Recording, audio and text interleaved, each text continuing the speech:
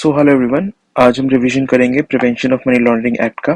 Paper number 4 में भी है आपके और पेपर नंबर 6D में भी है। मैं आपको पेपर नंबर 6D के पर्सपेक्टिव से पढ़ा रहा हूँ। काफ़ी एक्सटेंसिव वीडियो रहने वाला है, मैं एक एक पॉइंट आपका कवर करता हुआ चलूंगा एंड इसके अलावा आपको किसी और वीडियो को रेफर करने की मेरे हिसाब से ज़रूरत पड़ेगी नहीं। So let's start with the chapter. Also I tell you it's a very easy chapter and very important chapter. काफ़ी ज़्यादा मार्क्स का पूछा जाता है और जो चैप्टर है वो एक फ्लो में चलता है, तो आप देखिएगा आपको अच्छे से एक एक चीज़ समझ में आती रहेगी एंड ज़्यादा एफर्ट्स नहीं करने पड़ेंगे and also it is very important and easy. So let's start with the chapter. So सबसे पहले इंट्रोडक्शन पार्ट है। तो इंट्रोडक्शन पार्ट में उन्होंने बताया गया कि मनी लॉन्ड्रिंग होता क्या है। तो मनी लॉन्ड्रिंग बोले एक सोफिस्टिकेटेड एक्ट है जिसमें हम कवर अप या कैमोफ्लेज करते हैं। किस चीज को? ब्लैक मनी को और व्हाइट मनी को। कैमोफ्लेज मतलब किसी चीज को ऐसे मिक्स करना, मर्ज करना कि जो पुरानी चीज थी वो आप आइडेंटिफाई ना कर पाए। सो ब्लैक मनी को ऐसे मर्ज करना सिस्टम में कि जो मनी है वो व्हाइट मनी में कन्वर्ट हो जाए और आप बाद में बता ना पाए कि कौन सा मनी ब्लैक था और कौन सा व्हाइट मनी है। उसके बाद यहाँ बोला गया, एक एग्जाम्पल दिए गए हैं मल्टीपल मेथड्स की किस तरीके से मनी लॉन्ड्रिंग किया जाता है। Not very important from example point of view but for understanding. Cash smuggling यानी कैश करेंसी को एक जगह से दूसरी जगह मूव करना। स्ट्रक्चरिंग यानी कि जो बड़ा अमाउंट है, मान लीजिए करोड़ और बुक अमाउंट है, उसको ब्रोक डाउन कर देते हैं फॉर्मल रिसीट्स, छोटे छोटे फॉर्मल रिसीट्स में, ताकि जो स्मॉलर अमाउंट्स हैं वो ट्रांजेक्शन आप इतने सारी नहीं डिटेक्ट कर सकते हैं, तो इस तरीके से उसे स्ट्रक्चर कर दिया जाता है। Then laundering where real estate. As we know real estate में काफी ज्यादा कैश ट्रांजेक्शंस होती हैं, स्टैम्प ड्यूटी वैल्यूएशन अलग होता है और जो रियल ट्रांजेक्शन वैल्यू होता है वो अलग होता है। इस कारण से वहां पर बहुत ज्यादा मनी लॉन्ड्रिंग केसेस हो जाते हैं। उसके अलावा स्टॉक मार्केट स्कैम्स हो गए, बोगस कंपनी बना दी, उसमें फिर फॉल्स इनकम्स बुक कर दिए, कंपनी बनाई उसमें फॉल्स इनकम बुक्स कर दिए, फॉल्स एक्सपेंसेस बुक कर दिए, तो वो सब चीजें काफी कॉमन है। देन हवाला, हवाला का भी आप देखेंगे आगे एक अच्छा सा एग्जांपल भी दिया गया कि हवाला कैसे मनी लॉन्ड्रिंग के लिए यूज किया जाता है। उसके अलावा drug trafficking, bribery, corruption, kidnapping, extortion. अब नीडलेस टू से ये अगर सब कुछ चलता रहा और इस पे चेक नहीं किया गया तो ये नेशन की इकोनॉमी, नेशन के पूरे स्ट्रक्चर को, नेशन के पूरे सिस्टम को हिला सकता है, तो इसलिए इसको प्रिवेंट करना बहुत ज्यादा ही इंपॉर्टेंट है। उसके लिए यहाँ बताया गया ऑब्जेक्टिव्स क्या है एक्ट के, इस एक्ट को लाया क्यों गया था। यहाँ पे कुछ डेट्स दी गई हैं एप्लीकेबिलिटी की, not very important, you can skip that part. तो ऑब्जेक्टिव में क्या बोला गया है, पहला तो ये कि प्रिवेंट करेंगे, कंट्रोल करेंगे क्या, मनी लॉन्ड्रिंग को, यानी कि मनी लॉन्ड्रिंग की जो ट्रांजेक्शन है उनको प्रिवेंट एंड कंट्रोल करेंगे। दूसरा second part, provide for confiscation and seizure of property derived. मान लीजिए मनी लॉन्ड्रिंग हो गई, वो ट्रांजैक्शंस को उन्होंने कर दिया, अब क्या हुआ, उससे जो प्रॉपर्टी बनाई गई है, उससे जो प्रॉपर्टी डिराइव की गई है, उसको सरकार जब्त करेगी, यानी कॉन्फिस्केट करेगी और सीजर करेगी। अब यहाँ पर मैंने आपको ऊपर बताया था कि एग्जाम्पल में कि हवाला के थ्रू मनी लॉन्ड्रिंग होता है। अब मैं बताया गया हवाला कैसे वर्क करता है। तो हवाला इज अ सिंपल थिंग। कैसे करते हैं ये कि कंट्री 1 है, कंट्री 2 है, मान लीजिए कंट्री 2 इज इंडिया ओनली। सो क्या होता है, कंट्री 1 में एक बंदा है, एक हवलदार है, ये हवाला हवलदार के थ्रू होता है, एक ग्रुप ऑफ पीपल होता है हु आर नोन एज हवलदार। तो यहाँ हवलदार 1 था और यहाँ हवलदार 2 था। तो हवलदार 1 के पास जो है एक बंदा आया, ए पर्सन जो आया वो कंट्री 1 में हवलदार 1 के पास आया कि भाई मुझे इंडिया में पैसा भेजना है। तो हवलदार 1 कहता है ओके। तो हवलदार को इसने पर्सन ने डॉलर्स के रूप में पैसे दे दिए, मान लीजिए $1000 दे दिए। अब ये क्या करेगा, ये हवलदार यहाँ पैसे रिसीव करेगा और जैसे ही पैसे रिसीव करेगा वैसे ही हवलदार 2 को इन्फॉर्म कर देगा that I have received this amount of money. तो यहाँ पर एक पर्सन बी, जिसको ये ए पैसे भेजना चाह रहा था, वो क्या करेगा, हवलदार 2 जो है वो बी को पैसे दे देगा in terms of, in form of rupees. तो क्या हुआ, जो ये ट्रांजेक्शन्स को किया इन्होंने, ये फॉर्मल सिस्टम में नहीं हुआ, ये एक हवलदार को मिला और दूसरे हवलदार ने दे दिया, इसकी कहीं रिपोर्टिंग नहीं हुई, इसका कोई चेक नहीं हुआ, कन्वर्जन रेट इसका कुछ डिसाइडेड नहीं था, उन्होंने अपनी मर्जी से कन्वर्जन रेट दिया। सो दिस रिजल्ट्स इन, लेकिन बड़े जो छोटा अमाउंट बताया बहुत बड़े बड़े अमाउंट्स में होता है, which results in dangerous money laundering transactions. So this is about the money laundering का introduction. Now we come to the preliminary, that is the actual act. Actual act में क्या क्या लिखा हुआ है, तो ऑब्जेक्टिव अभी हमने ऑलरेडी पढ़ा था, वही है, वही यहाँ दिया गया है कि प्रिवेंट करना है, कॉन्फिस्केशन करना है अगर मान लीजिए ट्रांजेक्शन हो गई है तो, एंड मैटर्स कनेक्टेड, यानी और भी कोई अगर मैटर्स हैं which is related to money laundering तो उसको भी इसी एक्ट में कवर कर लिया जाएगा। उसके बाद ये छोटा सा पैराग्राफ है, यहाँ पर बताया गया है कि यूनाइटेड नेशंस ने डायरेक्शन दे रखी है प्रिवेंशन ऑफ मनी लॉन्ड्रिंग के लिए सारे स्टेट्स को, यानी सारे नेशंस को जो भी उसके पार्ट्स हैं। तो यूनाइटेड नेशंस ने बोला गया है कि जो भी मेंबर स्टेट्स हैं उनको अडॉप्ट करना है एक नेशनल मनी लॉन्ड्रिंग लेजिस्लेशन, यानी लॉ आपको मनी लॉन्ड्रिंग के लिए लेके आना है। हर एक मेंबर स्टेट यानी मेंबर कंट्री को, जो भी यूएन के मेंबर्स हैं उन सबको एक लॉ बनाना है मनी लॉन्ड्रिंग को रोकने के लिए। उसके लिए थोड़ी सी गाइडलाइंस वगैरह दी गई है कि क्या क्या उसमें आएगा। इलिसिट प्रोडक्शन यानी कि illegal production, supply, demand, trafficking, trafficking ये सब नहीं करना है, नार्कोटिक ड्रग्स पे स्पेशल ध्यान रखना है, साइकोट्रॉपिक वही नशे वाले पदार्थ जो है उन सबको ध्यान से देखना है कि ये सब चीजों का मिसयूज ना हो एक कंट्री में। उसके बाद अब यहाँ पे बताया गया एक छोटा सा पैराग्राफ में इंट्रोडक्शन में, वैसे तो ये ईडी के बारे में अब आगे पढ़ेंगे, बट यहाँ पे थोड़ा सा बताया गया कि कौन इन्वेस्टिगेट करेगा मनी लॉन्ड्रिंग के केसेस को। तो मनी लॉन्ड्रिंग के केसेस जो है वो स्पेशल केसेस है, इसलिए कोई जो पुलिस नॉर्मली होती है वो नहीं करेगी, इसलिए स्पेशल एक डिपार्टमेंट बनाया गया है और उसमें ईडी को डिपॉइंट किया गया है। आपने काफी न्यूज में ये वर्ड सुना होगा ED, that is directorate of enforcement और it is also known as enforcement directorate. ये डिपार्टमेंट ऑफ रेवेन्यू के अंदर काम करते हैं और ये सब जो चीजें हैं इन्वेस्टिगेट करते हैं, केसेस ऑफ मनी लॉन्ड्रिंग को इन्वेस्टिगेट करते हैं। और financial intelligence unit of India जो है ये डिपार्टमेंट वर्क करता है। It is a national agency, central national agency for receiving, processing, analysing, disseminating information. Receive करेंगे, उसको प्रोसेस करेंगे और फिर उसको एनालिसिस करके डिसेमिनेट मतलब बांटना, मतलब सबको बताना कि भाई देखो ऐसे ऐसे है, यानी कि बाकी जो चौकन्ने हो जाए, इनकम टैक्स वाले, जीएसटी वाले या और भी लोग हैं वो चौकन्ने हो जाए तो बाकी डिसेमिनेट कर देता है ये सारी इन्फॉर्मेशन को। अब ये रूल्स है, यानी कि एक्ट के साथ साथ रूल्स भी लगते हैं, तो ये जो उसके एक्ट के साथ रूल्स एप्लीकेबल है उनकी लिस्ट दी गई है। You can completely avoid this because exam में ये नहीं पूछा जाता है। उसके बाद सेक्शन 1 पे आते हैं। सेक्शन 1 में बोला गया है ज्यादा कुछ नहीं कि होल ऑफ इंडिया पे ये एप्लीकेबल होता है। होल ऑफ इंडिया मतलब जम्मू एंड कश्मीर, अब तो ऐसा कुछ रह नहीं गया है, तो अब सब पे एप्लीकेबल होता है, तो वही लिखा गया है कि होल ऑफ इंडिया पे एप्लीकेबल हो जाएगा। उसके बाद डेट दी गई है कि 1 जुलाई 2005 से एनफोर्स आया था, ऑल्दो एक्ट 2002 है but still it became effective as on 1 July 2005। उसके बाद आते हैं हम डेफिनेशन पार्ट पे। ना डेफिनेशन इज वेरी इंपॉर्टेंट क्योंकि आपको जो चैप्टर की अंडरस्टैंडिंग है वो अच्छे से डेफिनेशन ही दिलाती हैं। कुछ डेफिनेशन कुछ ज्यादा इंपॉर्टेंट बन जाती है यानी स्टैंड अलोन पूछी जा सकती हैं, बाकी डेफिनेशन स्टैंड अलोन नहीं पूछी जाएंगी, but still it is important from the holistic view कि आपको पूरे चैप्टर की एक अंडरस्टैंडिंग अच्छे से हो जाए। Now first and most important definition is of money laundering. अच्छा, ये डेफिनेशन एग्जाम में काफी बार पूछी जाती है और इसका यूज जो है वो काफी सारे आंसर्स में भी आप आंसर फ्रेमिंग के लिए कर सकते हैं, तो आपको बहुत अच्छे से समझना है और पढ़ना है। तो जो डेफिनेशन है उसका रेफरेंस तो सेक्शन 2 में दे रखा है कि 2(1)(p) में मनी लॉन्ड्रिंग की डेफिनेशन, लेकिन जो यहाँ पे सेक्शन 2 है वो आपको सेक्शन 3 पे भेज देता है क्योंकि असली डेफिनेशन सेक्शन 3 में दी गई है, लेकिन यहाँ पे डेफिनेशन प्रोवाइड कराई गई है in a form of a chart. तो मैं यहाँ से पढ़ देता हूँ, सेक्शन 3 पे जब पहुंचेंगे तो दोबारा भी पढ़ देंगे। तो यहाँ क्या बोला गया है, whosoever, यहीं से डेफिनेशन होता है whosoever मतलब जो भी डायरेक्टली या इनडायरेक्टली क्या करेगा, अटेम्प्ट यानी कि कोशिश करेगा, इंडल्ज मतलब उसमें इन्वॉल्व होगा, नोइंगली असिस्ट यानी खुद नहीं करेगा लेकिन किसी की मदद करेगा, नोइंगली इज अ पार्टी मतलब 5-6 लोग कर रहे हैं और वो एक वन ऑफ द पार्टीज है, या इज एक्चुअली इन्वॉल्व यानी कि उस प्रोसेस एक्टिविटी में खुद हिस्सेदारी ले रहा है, connected with proceeds of crime. Proceeds of crime क्या होता है अभी पढ़ेंगे, मैं अभी अच्छे से समझा दूंगा। यानी कि अटेम्प्ट करता है, इंडल्ज करता है, नोइंगली असिस्ट कर रहा है, पार्टी है उसका, या फिर उसमें एक्चुअली इन्वॉल्व है प्रोसेस में। किस प्रोसेस में, ये सब चीजें क्या करने के लिए कर रहा है, या तो कंसीलमेंट हो रहा है यानी कि छुपाया जा रहा है, दबाया जा रहा है, पोजेशन यानी कि कुछ चीज को एक्वायर करने के लिए या लेने के लिए, अपने पास रखने के लिए, एक्विजिशन यानी कि अपने पास है नहीं बट छीन के रखने के लिए, and this and is very important, projecting and claiming it to be as untainted property। untainted मतलब बेदाग यानी कि white money, मतलब इन्वॉल्व तो उसमें ब्लैक मनी है बट प्रोजेक्ट ऐसे कर रहे हैं या क्लेम ऐसा कर रहे हैं कि वो व्हाइट मनी है, तो उसको माना जाएगा guilty of the offence of money laundering, यानी कि ये सब जो करेगा वो मनी लॉन्ड्रिंग के ऑफेंस में माना जाएगा। उसके बाद आता है प्रोसीड्स ऑफ क्राइम। ना proceeds of crime is also very important क्योंकि डेफिनेशन इसका रेफरेंस है और एक इंपॉर्टेंट वर्ड है। तो प्रोसीड्स ऑफ क्राइम किसको कहा जाता है, ऐसी कोई भी प्रॉपर्टी जो डिराइव ऑब्टेन की गई है डायरेक्टली या इनडायरेक्टली किसी भी पर्सन के द्वारा एज अ क्रिमिनल एक्टिविटी, यानी कि क्रिमिनल एक्टिविटी अगर किसी ने करी है, और क्रिमिनल एक्टिविटी कौन सी, शेड्यूल्ड ऑफेंस वाली। शेड्यूल्ड ऑफेंस कौन से होते हैं वो भी इसमें लिस्ट दी गई है, बाद में पढ़ेंगे कि शेड्यूल्ड ऑफेंस की अगर क्रिमिनल एक्टिविटी कोई बंदा करता है तो उससे जो पैसा डिराइव होता है डायरेक्टली या इनडायरेक्टली या प्रॉपर्टी, तो उसको माना जाएगा प्रोसीड्स ऑफ क्राइम।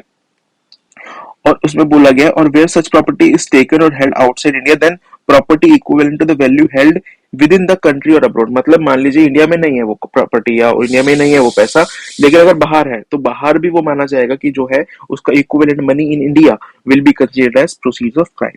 अब proceeds of crime include not only derived, मतलब इन्होंने बोला गया है कि सिर्फ शेड्यूल, यहाँ पे जो ये पैराग्राफ है कह रहा है कि अगर कोई शेड्यूल्ड ऑफेंस हुआ है, उसके अलावा अगर कोई और डायरेक्टली इनडायरेक्टली उससे कनेक्टेड वाला ऑफेंस हो रहा है ना, मतलब ये शेड्यूल्ड ऑफेंस तो हो रहा है, इसके अलावा कोई और ऑफेंस इससे रिलेटेड या इससे कनेक्टेड हो रहा है, relatable to the scheduled offence, तो उसकी प्रोसीड्स ऑफ क्राइम या उससे जो प्रोसीड्स आई है, उससे जो प्रॉपर्टी बनी है, उसको भी हम प्रोसीड्स ऑफ क्राइम के परव्यू में ले लेंगे। ऐसा नहीं है कि दो ऑफेंस हो रहे हैं, एक शेड्यूल्ड ऑफेंस है और दूसरे रिलेटेड एक्सपेंस है, तो सिर्फ शेड्यूल्ड ऑफेंस वाला लेंगे, दूसरे वाले को भी हम परव्यू में ले लेंगे। That is what is saying.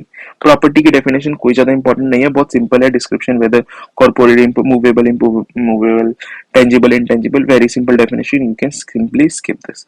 उसके अलावा पेमेंट सिस्टम, पेमेंट सिस्टम बहुत सिंपल डेफिनेशन। एनेबल, जो भी सिस्टम है, कोई भी सिस्टम जो आपको एनेबल करवाया था पेमेंट करने के लिए एक पेयर और एक बेनिफिशियरी के बीच में, उसको हम पेमेंट सिस्टम बोल देते हैं। अब आते हैं हम शेड्यूल्ड ऑफेंस। अभी हमने डेफिनेशन में देखा था शेड्यूल्ड ऑफेंस या प्रोसीजर ऑफ क्राइम में आपने पढ़ा था। तो शेड्यूल्ड ऑफेंस को यहाँ पे डिफाइन किया गया है। तीन पार्ट्स हैं, अभी हम लास्ट में चैप्टर के पढ़ेंगे, वो भी इंपॉर्टेंट पार्ट है, एग्जाम में काफी ज्यादा पूछा जाता है शेड्यूल्ड ऑफेंस के बारे में। तो यहाँ तीन पार्ट्स हैं, part A, part B, part C, तीन तीन हिस्सों में बटा हुआ है। तो पार्ट ए और पार्ट सी के सारे ऑफेंस, कोई भी ऑफेंस हो, कितना भी छोटा कितना भी बड़ा, अगर वो पार्ट ए और पार्ट सी में कवर है तो वो हम शेड्यूल ऑफेंस में मान लेंगे। लेकिन पार्ट बी में कैच है, पार्ट बी में कैच ये है कि पार्ट बी का अगर ऑफेंस हुआ है तो हम उसका वैल्यू चेक करेंगे। क्या वैल्यू चेक करेंगे? अगर उसका जो टोटल वैल्यू इन्वॉल्वमेंट है वो 1 करोड़ या उससे ज्यादा है, यानी कि 1 करोड़ और मोर अगर है, तभी हम उसको शेड्यूल ऑफेंस मानेंगे। अगर वो लेस देन 1 CR है तो वो शेड्यूल ऑफेंस की कैटेगरी में नहीं आएगा। दिस इज इंपॉर्टेंट, क्योंकि यही चीज एग्जाम में आपको एमसीक्यू में पूछी जा सकती है। आपको वहां एक एक्ट दे देंगे या आपको एक लॉ दे देंगे। अभी देखिए चैप्टर के एंड में मैं आपको लेकर जाता हूँ, तो यहाँ पे एक लिस्ट दी गई है। ये पूरी आपको लिस्ट एक बार याद नहीं करनी है, बट रीड करनी है। ओपन बुक एग्जाम में तो of course you will not be expected to memorise it, but you should at least have a understanding कि हाँ भाई, अगर कोई पूछा गया, मेरे अटेम्प्ट में आईटी एक्ट के ऊपर पूछा गया था, आईटी एक्ट कवर था यहाँ पर, तो इसी तरीके से आपको पढ़ना है कि कम से कम आपको ये नॉलेज रहे कि अगर कोई क्वेश्चन आपसे पूछा जा रहा है तो वो कहाँ से पूछा गया है। सो this is why this list becomes important. अब हम आ जाते हैं वापस इसमें।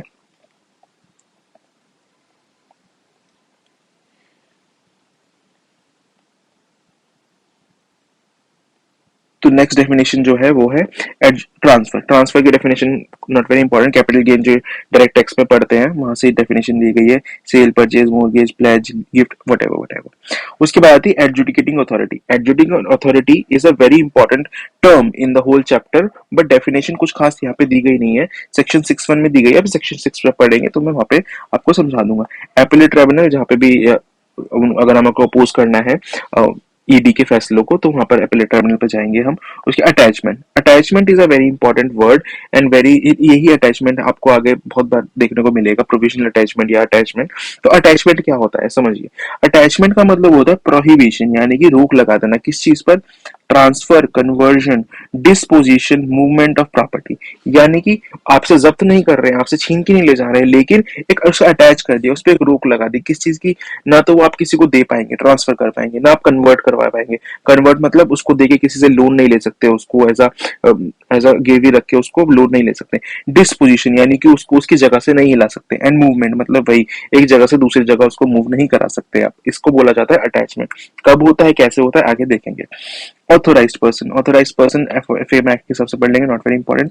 बैंकिंग कंपनी क्या है? बैंकिंग कंपनी तो बैंकिंग कंपनी इंक्लूड करेगा, उसके अलावा कोऑपरेटिव बैंक्स को भी इंक्लूड कर लेगा, और any banking institution as referred in the act. Bench, not very important. Beneficial owner is an important term. Beneficial owner वैसे काफी सारे चैप्टर्स, काफी सारे लॉज में आता है, तो आप जानते होंगे, बट फिर से मैं एक बार बता देता हूँ। बेनिफिशियल ओनर का मतलब होता है हु अल्टीमेटली ओन्स और कंट्रोल्स अ क्लाइंट। अब यहाँ पे क्लाइंट वर्ड आया, क्लाइंट भी हम आगे पढ़ेंगे क्लाइंट होता क्या है। पहले क्लाइंट बता देता हूँ, फिर बेनिफिशियल ओनर पे आते हैं। तो क्लाइंट क्या होता है? A person who is engage in financial transaction और activity with a reporting entity. अब रिपोर्टिंग एंटिटी भी समझाना पड़ेगा, कोई बात नहीं। अब रिपोर्टिंग एंटिटी, अब फिलहाल बैंक को समझिए कि एक बैंक जो है वो रिपोर्टिंग एंटिटी है। तो रिपोर्टिंग एंटिटी जो है वो बैंक है। बैंक को रिपोर्ट करना होता है किसको?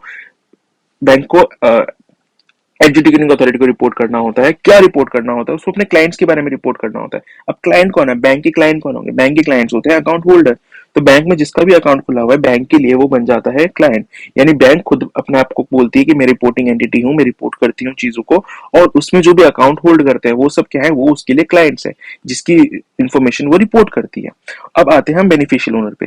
तो बेनिफिशियल ओनर क्या होता है, एक इंडिविजुअल या पर्सन जो भी है हु अल्टीमेटली ओन्स और कंट्रोल्स अ क्लाइंट, यानी कि अकाउंट मेरा, मैं अकाउंट होल्ड करता हूँ एक बैंक में, और मेरे अगर जो ट्रांजेक्शन है, मेरी जो चीजें हैं, वो अगर कोई और कंट्रोल कर रहा है, यानी मैं क्लाइंट और मेरी चीजें कोई और कंट्रोल कर रहा है, या उन हुज बिहाफ में ट्रांजेक्शन को कंडक्ट कर रहा हूँ, मतलब मैं अपने लेवल पे नहीं कर रहा हूँ, किसी कहने पे या किसी के डायरेक्शन पे अगर मैं कर रहा हूँ, तो दैट पर्सन जिसके कहने और करने पे मैं बेनिफिशियल में ये चीजें कर रहा हूँ, वो बन जाएगा बेनिफिशियल ओनर, क्योंकि एक्चुअल में जो है वो बंदा, उसका अकाउंट है, मैं तो बस as a what you say medium work कर रहा हूँ।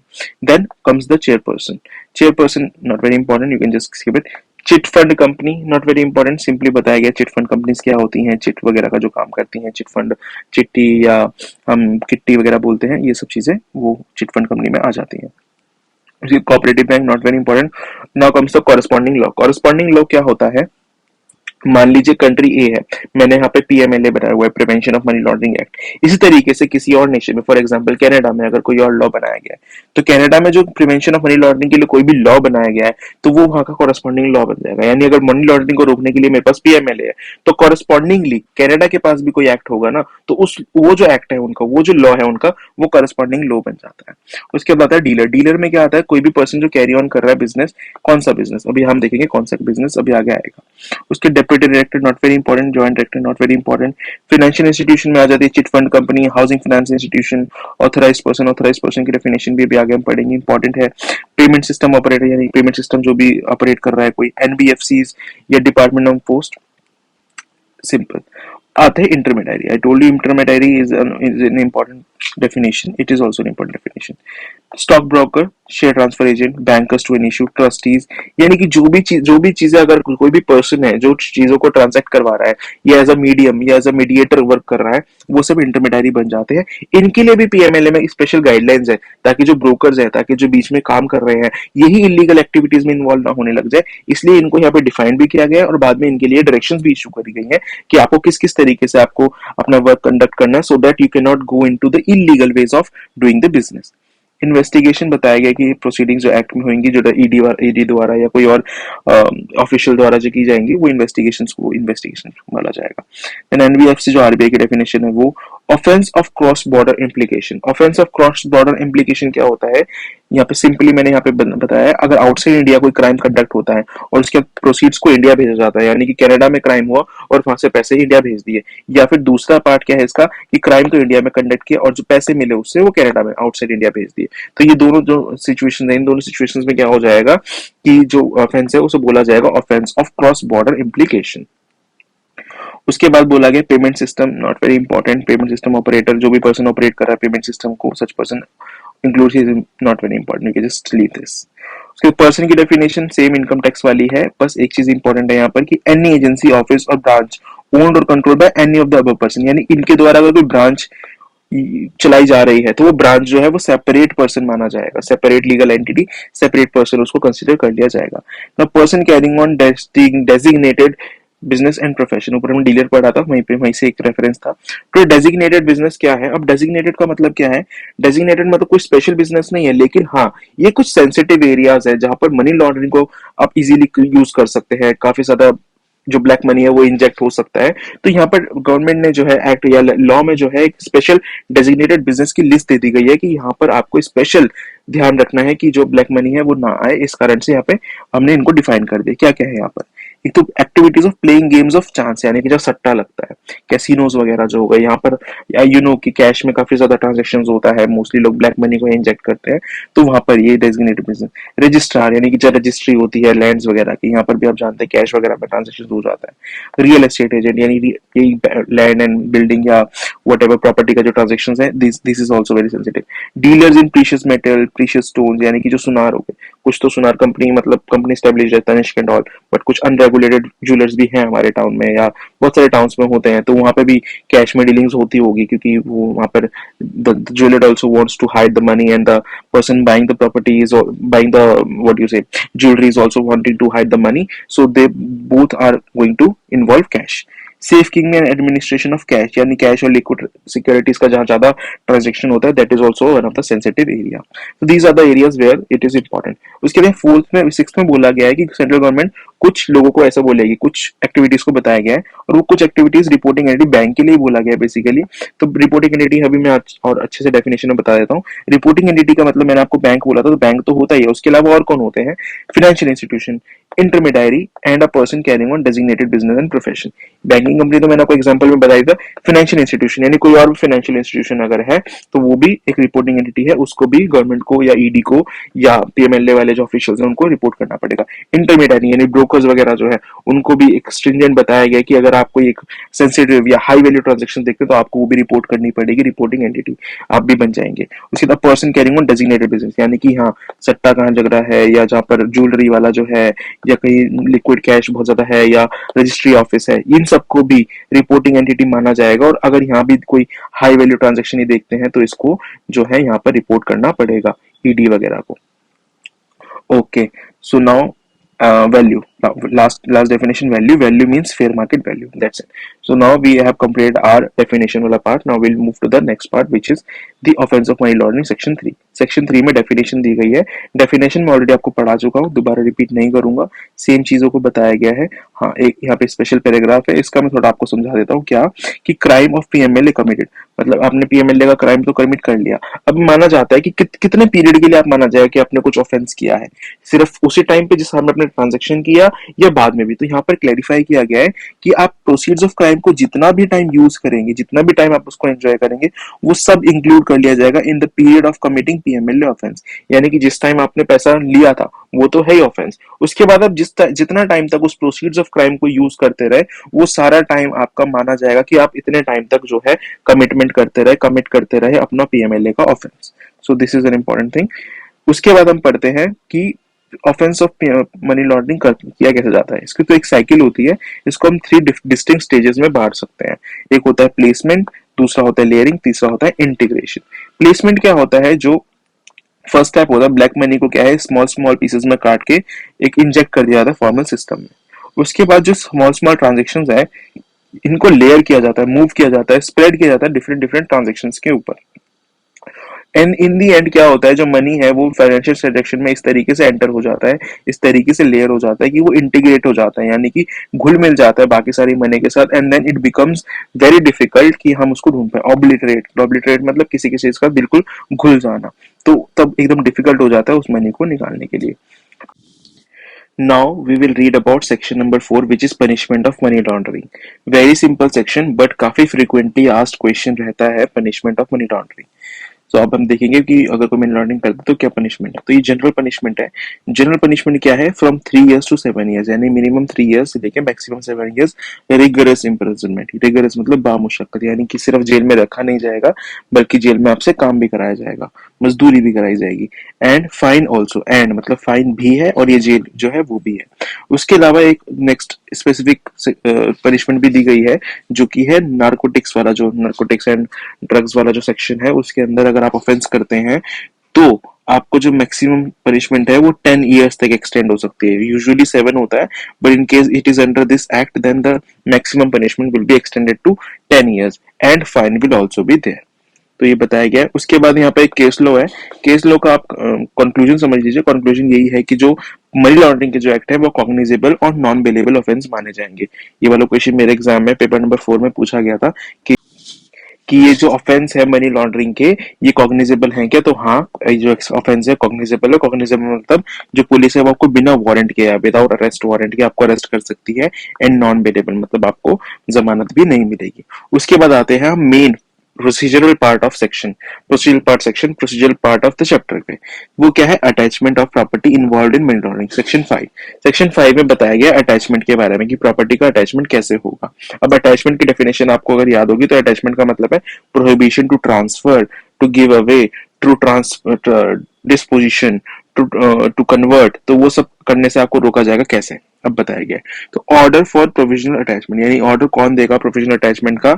डायरेक्टर यानी ईडी। या और any officer not below the rank of deputy director authorised by the director, या तो ईडी या या एक ऑफिसर जो कि डिप्यूटी डायरेक्टर से नीचे का नहीं होना चाहिए, जिसको डायरेक्टर ने ऑथोराइज किया है for the purpose of this session, has reasons to believe, this is important, उसके पास रीजंस होने चाहिए बिलीव करने के लिए कि हाँ जो ऑफेंस है वो कमिट किया गया है मनी लॉन्ड्रिंग का, on the basis of material his position है, उसके पास जो भी मटेरियल है उसके बेसिस पे उसे लगता है कि जो ये जो प्रॉपर्टी है ये मनी लॉन्ड्रिंग से डिराइव की गई है, तो वो उसको प्रोविजनली अटैच कर सकता है। उसके बाद that any person is possession of money, मतलब क्या उसको बिलीव है, उसको बिलीव ये है कि जो एक पर्सन है उसके पोजेशन में जो प्रॉपर्टी है वो प्रोसीड्स ऑफ क्राइम से आई गई है, and such proceeds of crime are likely to be concealed, transferred और dealt with in any manner which में फ्रस्ट्रेट एनी प्रोसीडिंग्स, यानी कि वो जो प्रोसीड्स ऑफ क्राइम जो उसके पास प्रॉपर्टी जो है वो या तो उसे छुपा सकता है या ट्रांसफर कर सकता है या इस तरीके से उसको यूज कर सकता है कि बाद में उसको पकड़ना या बाद में उसको कॉन्फिस्केट करना इम्पॉसिबल या मुश्किल बन जाएगा, तो अभी उसको अटैचमेंट करना बहुत जरूरी बन जाता है। अगर इसको ऐसा लगता है हैज रीजंस टू बिलीव, तो डायरेक्टर या डेप्यूटी डायरेक्टर ऐसा कर सकते हैं, उसको अटैच कर सकते हैं। तो अटैच कैसे करेंगे, ही में प्रोविजनली अटैच, यानी प्रोविजनली अटैच करेंगे, फाइनल अटैचमेंट तो आफ्टर ऑर्डर होगा, लेकिन अभी जल्दी के लिए ताकि फटाफट उसको कर दिया जाए before it is concealed, before it is transferred, तो इसलिए प्रोविजनली अटैच कर दिया जाता है। कितने दिन के लिए, नॉट एक्सीडिंग 180 डेज, यानी ज्यादा से ज्यादा 180 दिन के लिए, उसको कम भी कर सकते हैं लेकिन 180 मैक्सिमम है, आप उसको अटैच कर सकते हैं। उसकी कंडीशन बताई गई है अटैचमेंट की, क्या क्या कंडीशन है, तो no such order of attachment shall be made unless, ऐसा आप अटैचमेंट नहीं कर सकते जब तक क्या एक रिपोर्ट आपने मजिस्ट्रेट पे फॉरवर्ड ना कर दी हो, या तो अगर ये नहीं कर पाए तो कम से कम a complaint has been filed by a person authorised to investigate, यानी कि जो भी इसके पास भी इन्वेस्टिगेशन करने की अथॉरिटी है, जिस भी ऑफिशियल के पास है ये अथॉरिटी, उसने कंप्लेंट ना दी गई हो और फिर इसके बाद जो कॉग्निजेंस है उसके बाद मजिस्ट्रेट ने ना ले लिया हो, और या फिर a similar report has been made और filed under corresponding law of any country, मतलब यहाँ मजिस्ट्रेट के पास नहीं आया लेकिन कॉरेस्पॉन्डिंग लॉ, जो मान लीजिए कनाडा का एग्जांपल लेके चलते हैं, कनाडा में किसी ने अगर सिमिलर रिपोर्ट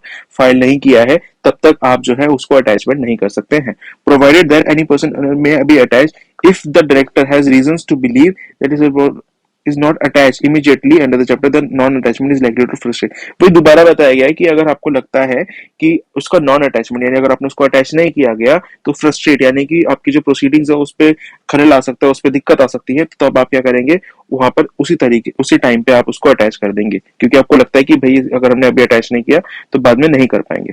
कंप्यूटेशन के लिए बताया गया है, सिंपल सेक्शन है, बहुत सारे जगह आप पढ़ेंगे।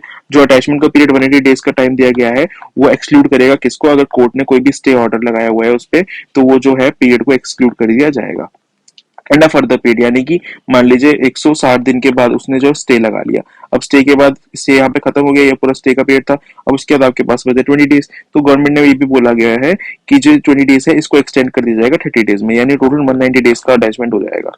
और मान लीजिए यहाँ पे 170 डेज के बाद लगा, तो यहाँ पे फिर हम स्टे लगा उसके बाद 10 डेज, लेकिन 10 डेज का हम 30 डेज बना देंगे। तो ये वाली जो लाइन है ये बताई गई है, काफी कंफ्यूजिंग करती है ये लाइन लोगों को, मेरे को भी काफी उस टाइम पे कंफ्यूज कर दिया, इसलिए मैंने सोचा आपको अच्छे से समझा दिया जाए इस 30 डेज का मतलब। तो ये था इस 30 डेज का मतलब। Forward a copy of attachment, फिर सेकंड प्रोसीजर, सेकंड पार्ट क्या आता है इसका, कि जो आप अटैचमेंट कर रहे हैं उसका जो कॉपी है वो आप एडजुडिकेटिंग अथॉरिटी एए को इमीडिएटली आफ्टर अटैचमेंट फॉरवर्ड कर देंगे इन अ सील्ड एनवेलप, और उसको आप ट्रांसफर कर देंगे एडजुडिकेटिंग अथॉरिटी को, जो कि बाद में उसके ऊपर इन्वेस्टिगेट करेंगे और बाकी उस पर फाइनल असेसमेंट करेगी कि फाइनली उसको अटैच करना है, कॉन्फिस्केट करना है, क्या करना है, वो ए देखेंगे।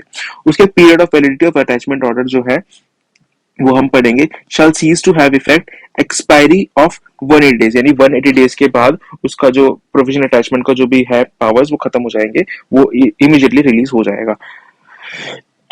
या फिर अगर उससे पहले कोई ऑर्डर आ जाता है तो हम भेजेंगे फाइनल ऑर्डर जो आता है सेक्शन 8(3) में 4.18 पे, वो हम पढ़ेंगे। अगर उससे पहले ही कोई ऑर्डर आ जाता है तो उससे पहले ही वो जो अटैचमेंट है वो हट जाएगा, अगर मान लीजिए माना गया है कि वो मनी लॉन्ड्रिंग में इन्वॉल्व नहीं था। नो इफेक्ट ऑन राइट, यानी कि यहाँ पे सेक्शन इंपॉर्टेंट है, इसमें क्या बोला गया है, अटैचमेंट का मतलब ये नहीं है कि जो प्रॉपर्टी जिसके पास है वो यूज नहीं कर सकता, वो उसको एंजॉय कर सकते हैं। It does not prevent the person from interested from enjoyment of property, वो एंजॉय कर सकता है उस प्रॉपर्टी को, बट सिर्फ लगाई गई है रोक किस चीज पे, उसका ट्रांसफर नहीं कर सकता, उसको कन्वर्ट नहीं कर सकता, उसको मूव नहीं कर सकते, ये बोला गया है यहाँ पर। Complaint against the attachment before A, यानी कि जो डायरेक्टर है या अगर ऑफिसर्स है जिसने प्रोविजन हटाई with in 30 days from such time file complaint, यानी कि अटैचमेंट करने के बाद वैसे तो ए को इमीडिएटली रिपोर्ट जाएगी, लेकिन यहाँ पे बताया गया मैक्सिमम 30 डेज का टाइम लिमिट है जिसके अंदर ए जो पर्सन जिसने डायरेक्टर या फिर डिप्टी डायरेक्टर जिसने भी अटैचमेंट किया है प्रोविजनली, उसको एक रिटन कंप्लेंट देनी पड़ेगी ए को विद इन 30 डेज का टाइम। उसके बाद हम पढ़ते हैं एडजुडिकेटिंग अथॉरिटीज और कंपोजिशन ऑफ पावर, यानी एडजुडिकेटिंग अथॉरिटी में क्या क्या आता है, कौन कौन आता है, क्या क्या उनकी पावर्स है। तो सेंट्रल गवर्नमेंट अपॉइंट करती है एडजुडिकेटिंग अथॉरिटी को, ए को। उसके बाद कंपोजिशन क्या होता है, एक चेयरपर्सन होता है, 2 अदर मेंबर्स होते हैं और 1 member each shall have the experience in law, experience finance, यानी कि चेयरपर्सन रहेगा और 2 मेंबर्स रहेंगे जिनके पास इन सब की नॉलेज होनी चाहिए। एलिजिबिलिटी ज्यादा, ये प्रोसीजरल पार्ट है, not very important, still I am reading it once.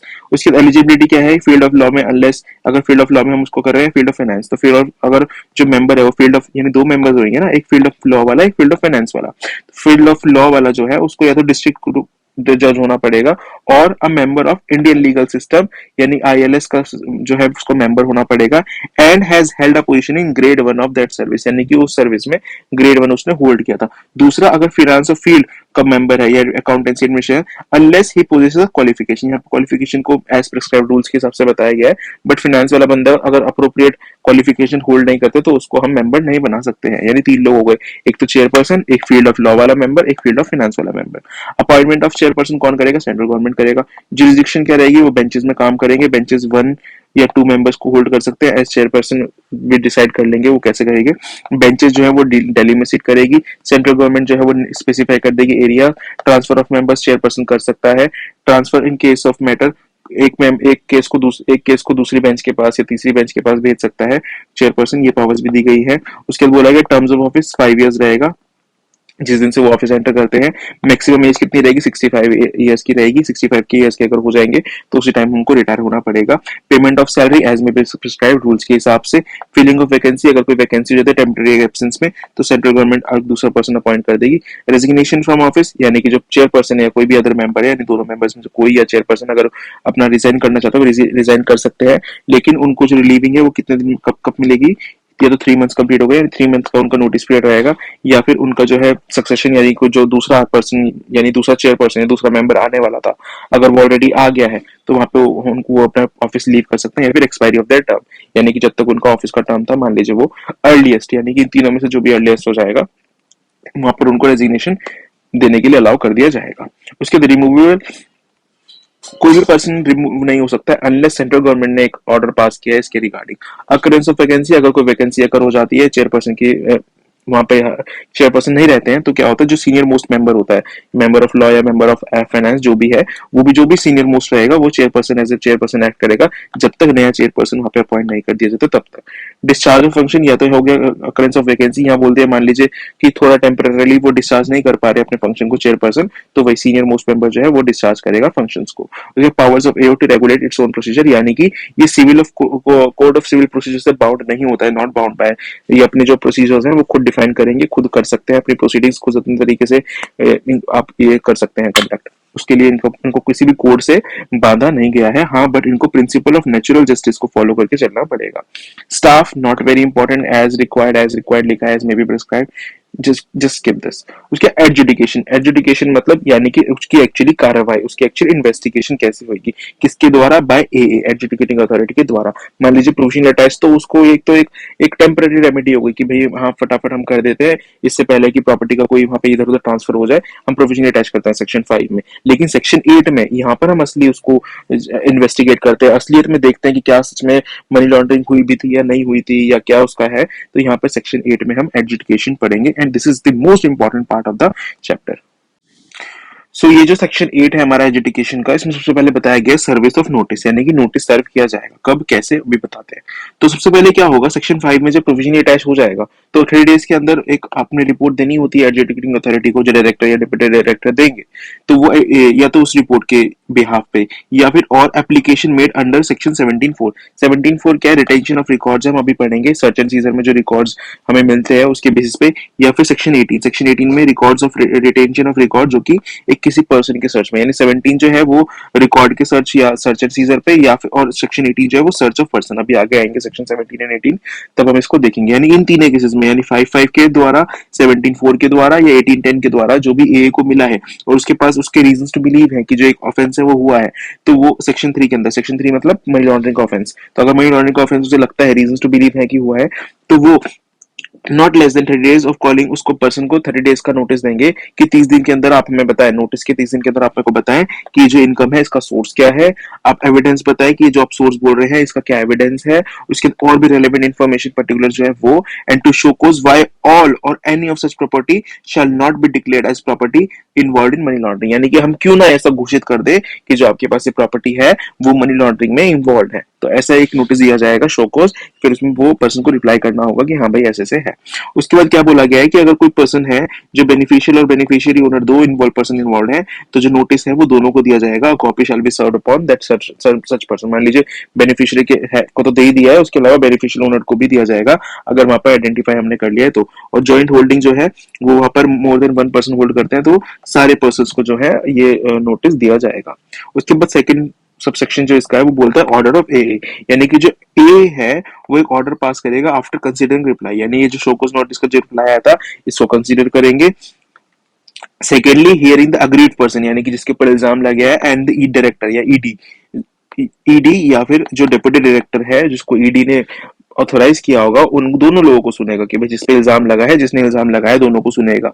उसके बाद taking into account all relevant material, यानी जो भी उसको इन्फॉर्मेशन प्राप्त हुई है ड्यूरिंग दिस प्रोसीडिंग्स उस सबको इन्फॉर्मेशन के record of finding whether all और any of such property issued are involve in money laundering. तो वो एक रिकॉर्ड कर लेगा कि क्या ये जो प्रॉपर्टी है जिसका रेफरेंस दिया जा रहा था क्या ये एक्चुअली मनी लॉन्ड्रिंग में इन्वॉल्व है या नहीं है।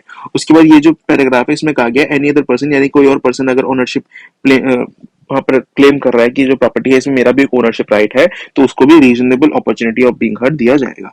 तो इस पैराग्राफ में वो कहा गया है। क्योंकि थर्ड सबसेक्शन बात करता है ऑर्डर फॉर अटैचमेंट और रिटेंशन ऑफ प्रॉपर्टी। अब यहाँ पर जो अटैचमेंट और रिटेंशन है ये परमानेंट वाला है, प्रोविजनल वाला नहीं है।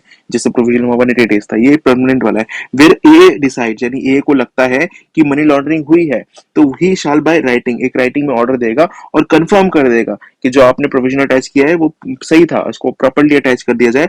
और या फिर वो रिटेंशन ऑफ प्रॉपर्टी, यानी उसको रिटेन करने के लिए भी ऑर्डर पास कर सकता है। Property record seized frozen whatever जो भी आए थे उसके 17 और 18, 17 मतलब सर्च एंड सीजर, 18 मतलब सर्च ऑफ पर्सन के टाइम पे जो उसको प्रॉपर्टी या रिकॉर्ड जो उसने सीज किए थे उसको वो रिटेन कर लेगा। ये कहा गया है यहाँ पर। ये पीरियड ऑफ अटैचमेंट यहाँ पे बोला गया है, तो यहाँ पर जो पीरियड ऑफ अटैचमेंट है वो बोला गया है 365 डेज और the pendency of proceedings related, यानी 365 डेज बोला तो गया है, लेकिन अगर रियलिटी में आप देखें तो अगर ये प्रोसीडिंग्स चलेंगी 5-6 साल तक, तो 5-6 साल तक जो है रिकॉर्ड्स को रिटेन आप कर सकते हैं। 365 डेज तब है, मान लीजिए अगर प्रोसीडिंग्स जो है वो मान लीजिए 180 डेज में कंक्लूड हो गई, इस केस में भी आप 365 डेज आप उसको रखेंगे। यानी कि मान लीजिए प्रोसीडिंग्स आपने एंड कर दी, यानी पूरा एक कार्रवाई सब हो गई 180 डेज में, लेकिन उसके बावजूद आपको 365 डेज रखना है। और अगर मान लीजिए 365 डेज में आपकी प्रोसीडिंग्स कंप्लीट नहीं होती तो 5-6 साल तो आप रख ही सकते हैं। 5-6 साल मतलब जितने भी साल प्रोसीडिंग चलेगी आप उस प्रॉपर्टी को अपने पास रिटेन कर सकते हैं, उस प्रॉपर्टी को अटैच कर सकते हैं। And become final after an order of confiscation, और क्या जो अटैचमेंट है वो फाइनल कब बन जाएगा, जब एक कॉन्फिस्केशन यानी जब्ती का ऑर्डर पास हो जाएगा। सेक्शन 5 में जो प्रोविजन अटैच किया था वो 8(3) में कंफर्म हो जाएगा और पोजीशन ले लेंगे। ये सब सेक्शन का पार्ट, ये मतलब ये हो गया कि जो फाइनल कॉन्फिस्केशन हो जाएगा उसके पोजीशन ले लेंगे। अभी तक तो सिर्फ अटैच किया था कि आप ट्रांसफर नहीं कर सकते, अब उसकी पोजीशन भी ले लेंगे, यानी जो पर्सन की जो प्रॉपर्टी है वो उसको एंजॉय भी नहीं कर पाएगा। और यहाँ पे वही पार्ट बोला गया है कि जो इन्वेस्टिगेशन है, अगर उसके जो 365 डेज का कैलकुलेशन है उसमें वो जो स्टे अगर कोर्ट ने या किसी कोर्ट ने लगाया स्टे तो उसको एक्सक्लूड कर दिया जाएगा। Very simple. उसके बाद आगे सबसेक्शन 4 पे। सबसेक्शन 4 क्या बोलता है, कंफर्मेशन ऑफ प्रोविजन लॉ। तो ये अभी हमने देखा यहाँ पर, तो क्या बोलता है, अगर प्रोविजनल जो ऑर्डर हुआ था 5(1) में, सेक्शन 5 में, उसको कंफर्म कर देंगे 8(3), यानी यहाँ पर जो ऑर्डर ऑफ अटैचमेंट है इसको यहाँ कंफर्म कर दिया जाएगा। तो जो डायरेक्टर ईडी है वो पोजीशन ले लेंगे उस प्रॉपर्टी की जो कि पहले हमने अटैच की थी। अगर प्रैक्टिकेबल नहीं है उसका पोजीशन लेना, तो ऑर्डर ऑफ कॉन्फिस्केशन बिल्कुल सेम इफेक्ट हो जाएगा। मान लेंगे कि हमने उसको अपने पोजीशन में ले लिया है, अगर वहां पे हम मूव नहीं कर सकते, मान लीजिए कोई अटैच प्रॉपर्टी है, अगर उसको रिमूव नहीं कर सकते तो सिर्फ वहीं पे रहने देंगे, लेकिन उसको प्रैक्टिकली बोल दिया जाएगा कि ये हमारी प्रॉपर्टी हमने जब्त कर ली है। ये final order confirmation of commission of act. फिर जब कंक्लूजन हो जाएगा पूरे एक्ट का, तो वो सेंट्रल गवर्नमेंट के पास प्रॉपर्टीज चली जाती है। इस पैराग्राफ में सिर्फ इतना कहा गया है। उसके बाद कहा गया वेयर ऑन कंक्लूजन, अगर ट्रायल होने के बाद, यानी पूरा जो कोर्ट वगैरह जो कर रहा है उसको लगता है कि offence of the money laundering has not been taken, मतलब ये ने तो बोल दिया कि भैया हाँ इसको आप जब्त कर लीजिए, फिर कोर्ट में मामला चलता है। मान लीजिए अब कोर्ट ने बोल दिया कि भाई ये जो प्रॉपर्टी है इसमें मनी लॉन्ड्रिंग नहीं हुआ था, अगर कोर्ट ने बोला कि मनी लॉन्ड्रिंग नहीं हुआ था, तो जो है उस प्रॉपर्टी को हमें छोड़ना पड़ेगा, रिलीज करना पड़ेगा ओनर के पास। ये where trial under can not be conducted, मान लीजिए जो है कि भाई पर्सन डेड कर गया है या अक्यूज की डेथ हो गई है, तो उसके बाद जो है वो प्रोक्लेम्ड ऑफेंडर मान लिया जाएगा, और जो एक्ट की ट्रायल नहीं कर पाएंगे तो पास अप्रोप्रिएट ऑर्डर्स, तो गवर्नमेंट जो है या कोर्ट जो है वो अप्रोप्रिएट ऑर्डर पास कर देगी। अप्रोप्रिएट ऑर्डर्स को यहाँ पे डिफाइन नहीं किया गया है, बट अप्रोप्रिएट ऑर्डर्स पास हो जाएंगे। Where are property stands confiscated to central government, जब प्रॉपर्टी कॉन्फिस्केट कर ली गई सेंट्रल गवर्नमेंट, तो क्या माना जाएगा, तो कॉन्फिस्केट प्रॉपर्टी को माना जाएगा Clement has live with legitimate.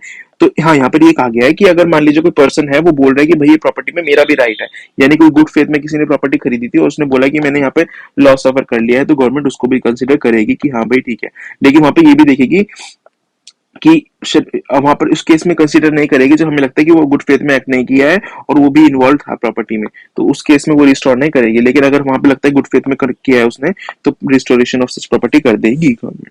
उसके बाद wasting of property in central government, तो यहाँ ज्यादा कुछ नहीं दिया गया, सिंपली बोला गया है कि जो ये कॉन्फिस्केट हुई है प्रॉपर्टी, ये माना जाएगा सेंट्रल गवर्नमेंट के हाथ में, फ्री फ्रॉम ऑल एनकम्बरेंसेस, माने कि उसके ऊपर कोई भी अगर किसी ने चार्ज वगैरह क्रिएट किया गया होगा तो उसको बिल्कुल मान्य नहीं लिया जाएगा, उसको फ्री फ्रॉम कोई भी उसके ऊपर जो चार्ज वगैरह है उस सबको नल एंड वॉइड कंसीडर करके गवर्नमेंट के हाथ में वो प्रॉपर्टी मान ली जाएगी। ये जो सेक्शन 85 या 8 सेक्शन 85, 87, 58, ये सब पे जब भी प्रॉपर्टी कॉन्फिस्केट की गई है ये सबको ऐसे माना जाएगा।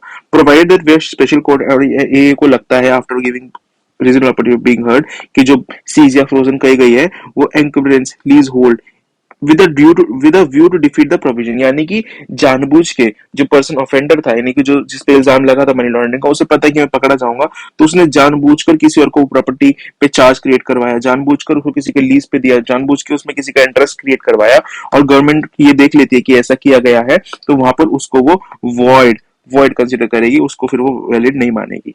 ऐसा वहां पे बोला गया है। उसके लिए बोला गया management of property confiscated under this act, मान लीजिए प्रॉपर्टी तुमने कॉन्फिस्केट कर ली, अब उसके बाद उसको मैनेज कैसे किया जाएगा, तो ये कुछ नहीं है, सिंपली लिखा है एज प्रिस्क्राइब ऑफिसर्स वगैरह जो है वो उसको मैनेज करेंगे। उसके बाद आता है नेक्स्ट पार्ट चैप्टर का, वो है power related to summons, production of documents, evidence, यानी कि जो भी कार्रवाई होगी उसके दौरान समन्स, यानी कि लोगों को बुलाना, लोगों को वहां पे बुलाया जाएगा कि आप यहाँ पे हमारे सामने पेश हुए हैं, या प्रोडक्शन ऑफ डॉक्यूमेंट्स मंगाए जाएंगे, एविडेंस मंगाए जाएंगे, तो वो कैसे होगा। उसके बाद बोला गया power of civil court vest in A, यानी एडजुडिकेटिंग अथॉरिटी के पास सिविल कोर्ट्स के जो भी पावर्स हैं वो सारे रहेंगे। डिस्कवरी, ये बहुत जेनेरिक सी बातें हैं, just read through it, it's not very important. उसके समन person to appear before A, यानी कि जो ए अगर किसी को बुलाएगा तो उस बंदे को वहां पर अटेंड होना पड़ेगा इन पर्सन, या फिर अपने ऑथराइज्ड एजेंट के द्वारा वहां पर उसे अटेंड होना पड़ेगा। Deemed to be judicial proceedings, यानी कि जो भी प्रोसीडिंग्स ए के सामने होगी उसको माना जाएगा कि जुडिशियल प्रोसीडिंग्स है, यानी उसको तरीके से रेस्पेक्टफुली वहां पर प्रेजेंट होना होगा, रेस्पेक्टफुली वहां पे कंडक्ट करना होगा, अपना जो भी उसके चीजें हैं उसको जो प्रेजेंट करना होगा वो प्रॉपर जुडिशियल प्रोसीडिंग्स के तरीके से करना पड़ेगा। उसके बाद verification of identity by reporting entity. अब रिपोर्टिंग एंटिटी की डेफिनेशन अगर आपको याद हो तो इसमें आए थे बैंकिंग कंपनीज, उसके अलावा फाइनेंशियल इंस्टीट्यूशंस, उसके बाद इंटरमीडियरीज, तो वो जो भी रिपोर्टिंग एंटिटीज थी, यानी जिनको रिपोर्ट करना था, किसको, ऑफिशियल्स को, मनी लॉन्ड्रिंग वाले ऑफिशियल्स को जिनको रिपोर्ट करना था, वो सारी रिपोर्टिंग एंटिटी थी। अब यहाँ पर जो बताया गया है, इंपॉर्टेंट पार्ट बताया गया है कि वेरीफाई, मान लीजिए रिपोर्टिंग एंटिटी के पास कोई क्लाइंट आया, रिपोर्टिंग एंटिटी ने किसी बेनिफिशियल ओनर को आइडेंटिफाई किया, तो उसको वेरिफिकेशन कैसे करेंगे, तो यहाँ पे इस पार्ट में सेक्शन के वो बात करी गई है, तो ये काफी इंपॉर्टेंट पार्ट है, इसको आप ढंग से पढ़ेंगे। उसके लिए बोला गया verification of entity under section 11A1, तो एवरी रिपोर्टिंग एंटिटी, यानी कि हर बैंक, फाइनेंशियल इंस्टीट्यूशन को क्या करना पड़ेगा, वेरीफाई करना पड़ेगा इतने क्लाइंट्स और बेनिफिशियल ओनर्स को, यानी क्लाइंट्स को तो करेंगे, उसके बाद उसको हम देखेंगे कि एक्चुअली उसका बेनिफिट कौन ले रहा है, उसको भी आइडेंटिफाई करना है, ठीक है ना। तो हम उसको कैसे करेंगे, आधार ऑथेंटिकेशन, सिंपली आप देखते हैं हर जगह जाते हैं तो वहां पे आधार का यूज होता है, तो ऑथेंटिकेशन आधार का ऑनलाइन वाला कर लेगा। लेकिन यहाँ पर दिया गया है कि बैंकिंग कंपनी, ये वाला जो हक है, ये वाला जो पावर्स है, सिर्फ बैंकिंग कंपनी को दिया गया है। ऑफलाइन वेरिफिकेशन ऑफ आधार, यानी कि ऑफलाइन वेरिफिकेशन भी हो सकता है आधार का, पासपोर्ट यूज कर सकते हैं या अदर ऑफिशियल वैलिड डॉक्यूमेंट जो भी होते हैं वो सब कर सकते हैं। ऑल्सो यहाँ पे एक इंपॉर्टेंट पॉइंट बोला गया, अगर सेंट्रल गवर्नमेंट को लगता है कि बैंकिंग कंपनी के अलावा कोई और कंपनी भी है जो आधार को यूज कर सकती है या आधार यूज करने के लायक है, उसके पास प्राइवेसी और सिक्योरिटी को मेंटेन करने के लिए प्रॉपर उसके पास अरेंजमेंट है, तो वो अदर देन बैंकिंग कंपनी को भी अलाउ कर सकती है कि हाँ भाई चलो कोई बात नहीं, आपको भी हम पावर दे देते हैं कि आप भी Aadhaar authentication as a mode of verification use कर सकते हैं।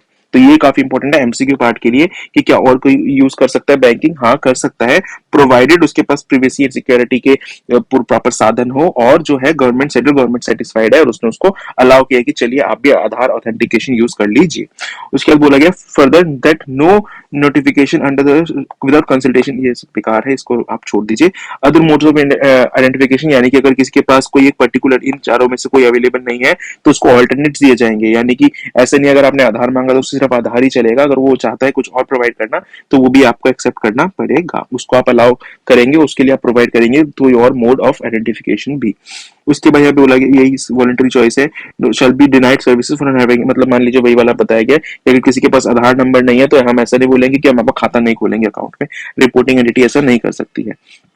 उसके बाद बोला गया biometric Aadhaar number not to be stored, यानी कि वेरिफिकेशन की प्रोसीजर में जो भी आपने उनसे इन्फॉर्मेशन रिट्रीव की थी, जो भी आपने इन्फॉर्मेशन रिसीव की थी, वो आप बिल्कुल भी स्टोर नहीं कर सकते और किसी और चीज के लिए तो बिल्कुल भी यूज नहीं कर सकते। मान लीजिए आप अदर देन वेरिफिकेशन के लिए किसी और पर्पस के लिए यूज करना चाह रहे हैं, उस डेटा को किसी और को सेल करना चाह रहे हैं, दैट इज कंप्लीटली प्रोहिबिटेड। उसके बाद एडिशनल सेफगार्ड्स लगाए गए हैं, वो नोटिफाई कर देगी government as and when required.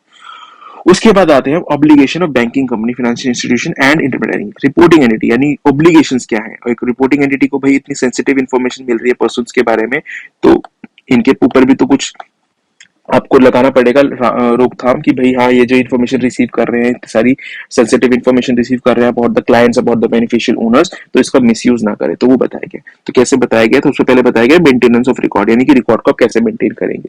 तो जो रिपोर्टिंग एंटिटी है उसको मेंटेन करना है रिकॉर्ड ऑफ ऑल ट्रांजेक्शन, जितने भी ट्रांजेक्शन सबका रिकॉर्ड आपको अच्छे से मेंटेन करना है, to enable it to reconstruct to individual transaction, यानी कि अगर कल के दिन में या कोई भी एक पर्सन है एबीसी, उस एबीसी कंपनी मान लीजिए है, और मैं कल के बैंक में गया या जो ईडी है वो गए बैंक में कि भाई आप एबीसी कंपनी में हमें डाउट है कि भाई इनका जो है ट्रांजैक्शंस थोड़ा अनयूजुअल या high value transaction, sensitive transactions हो रहे हैं, तो अगर मैं बैंक के पास गया, जिस भी पर्टिकुलर बैंक में उनका अकाउंट है, तो उसको इंडिविजुअल ट्रांजैक्शंस को रिकंस्ट्रक्ट करके दिखाना होगा। इस तरीके से मेंटेन करना है आपको अपने रिकॉर्ड को।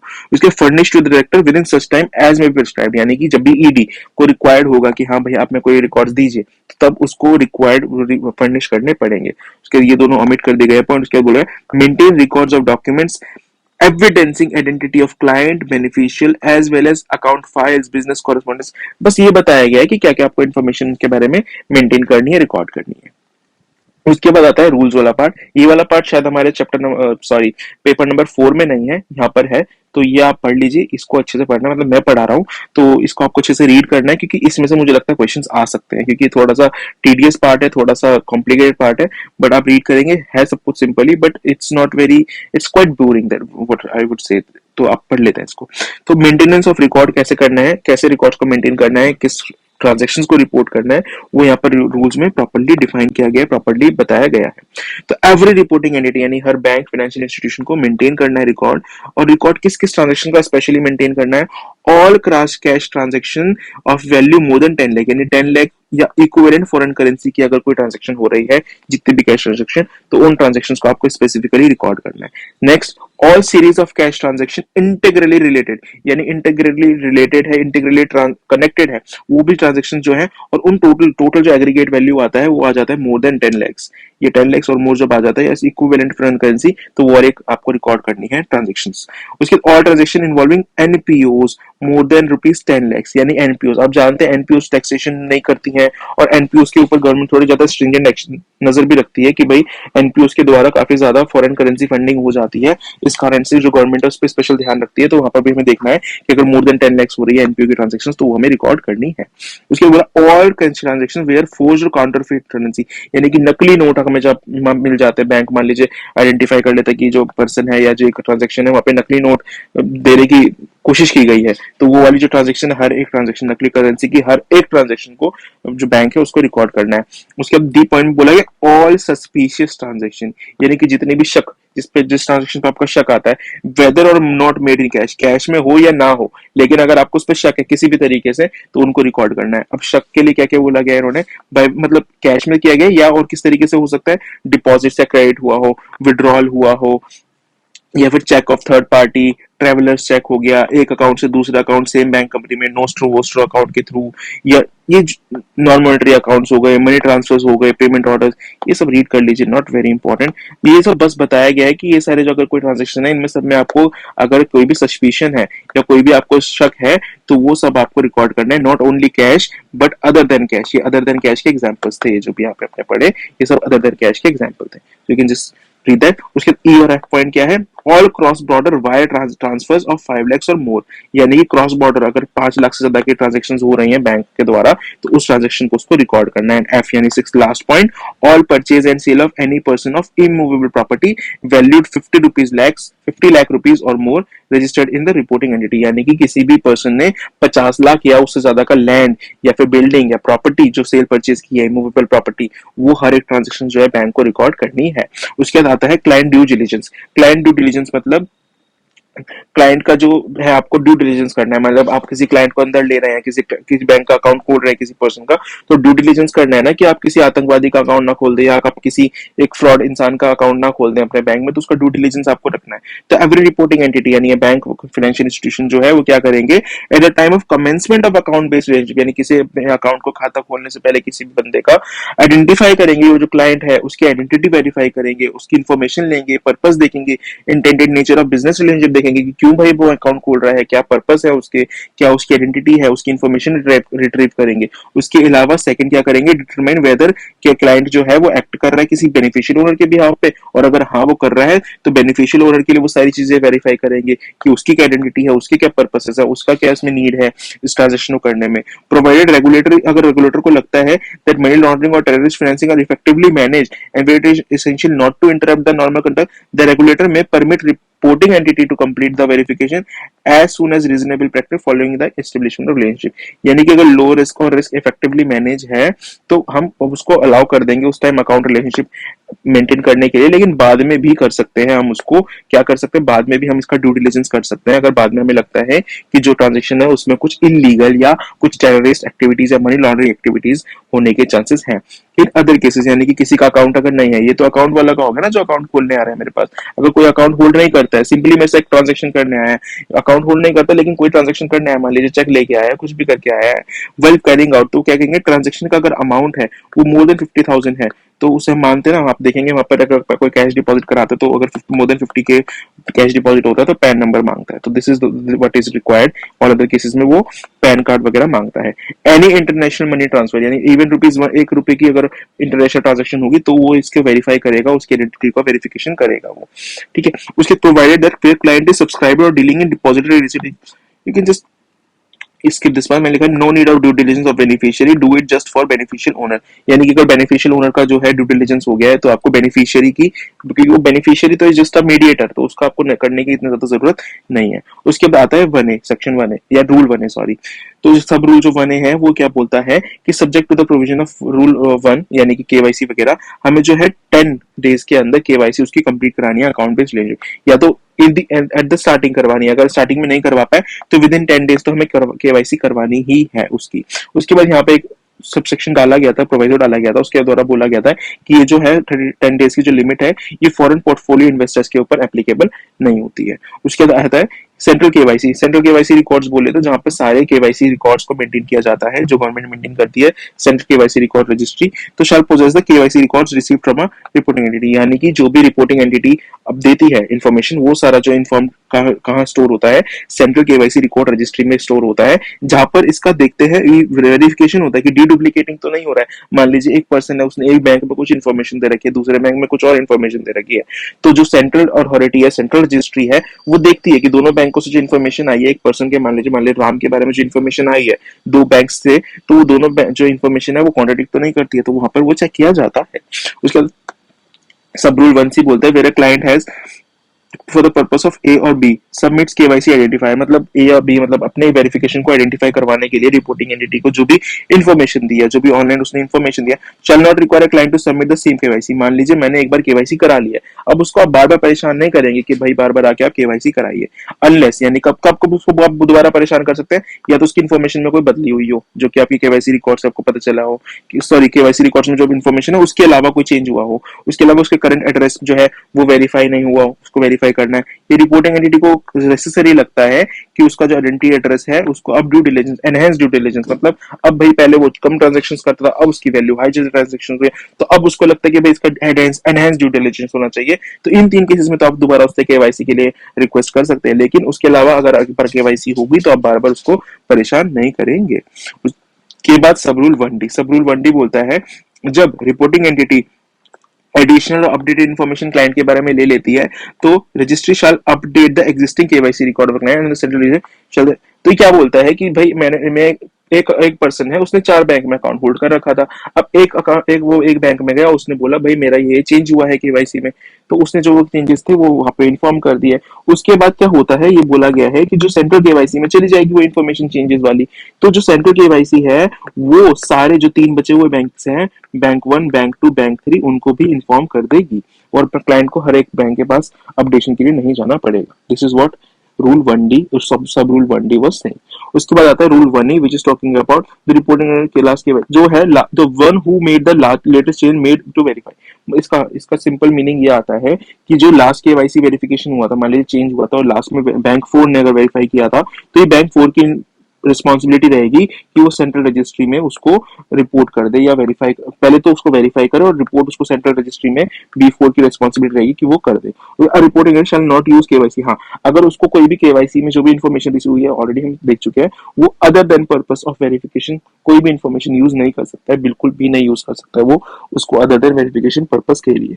The regulator shall issue guidelines, या वही बताया गया जो रेगुलेटर्स है वो सेंट्रल केवाईसी वगैरह के लिए एक्सेसिबल कैसे रहेंगे, कैसे रिकॉर्ड मेंटेन होंगे, वो सब guidelines time and time issue करते रहेंगे। So that was rule 1।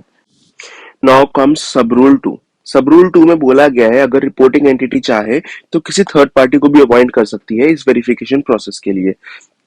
अब अगर आप थर्ड पार्टी से करा रहे हैं तो कुछ कंडीशंस दी गई है, वो मैं आपको पढ़ के सुना देता हूँ। तो पहली कंडीशन तो ये है कि जब थर्ड पार्टी या फिर थर्ड पार्टी जब वो वेरिफिकेशन कैरी आउट कर लेगी, तो विद इन 2 डेज यानी 2 दिन के अंदर जो रिपोर्टिंग एंटिटी है उसको उस इंफॉर्मेशन को लेना है। कहाँ से लेना है, या तो वो थर्ड पार्टी से ही ले सकती है डायरेक्टली, और वो चाहे तो सेंट्रल रजिस्ट्री जो रिकॉर्ड्स है वहां से भी वो इंफॉर्मेशन ले सकती है। दूसरा, जो रिपोर्टिंग एंटिटी है उसको एडिक्वेट स्टेप्स लेने हैं इंश्योर करने के लिए कि वो कॉपीज, अपने आइडेंटिफिकेशन वाली कॉपीज डेटा अपने पास ले ले, चाहे वो थर्ड पार्टी से ले रही है या रजिस्ट्री रिकॉर्ड से ले रही है, लेकिन उसके पास इंफॉर्मेशन होनी चाहिए। उसके बाद थर्ड पॉइंट कहता है कि जो रिपोर्टिंग एंटिटी है उसको सेटिस्फाइड होना है, यानी इंश्योर करना है कि जो थर्ड पार्टी है वो रेगुलेटेड होती है, सुपरवाइज होती है, मॉनिटर्ड होती है, और उसने सारे मेजर्स वो लिए हैं जो क्लाइंट ड्यू डिलिजेंस करने के लिए जरूरी होते हैं और रिकॉर्ड कीपिंग करने के लिए जरूरी होते हैं, वो सारे मेजर्स वो थर्ड पार्टी करती है। उसके थर्ड पार्टी जो है वो ऐसी किसी कंट्री या जुरिस्डिक्शन में ना हो जो हाई रिस्क एरिया है, यानी कोई ऐसी कंट्री में ना हो जहां पर रिस्क है कि वहां पर ब्लैक मनी का इन्वॉल्वमेंट है और वहां पे फ्रॉड हो सकता है, ऐसी कंट्री में बेस नहीं होनी चाहिए थर्ड पार्टी। ठीक है।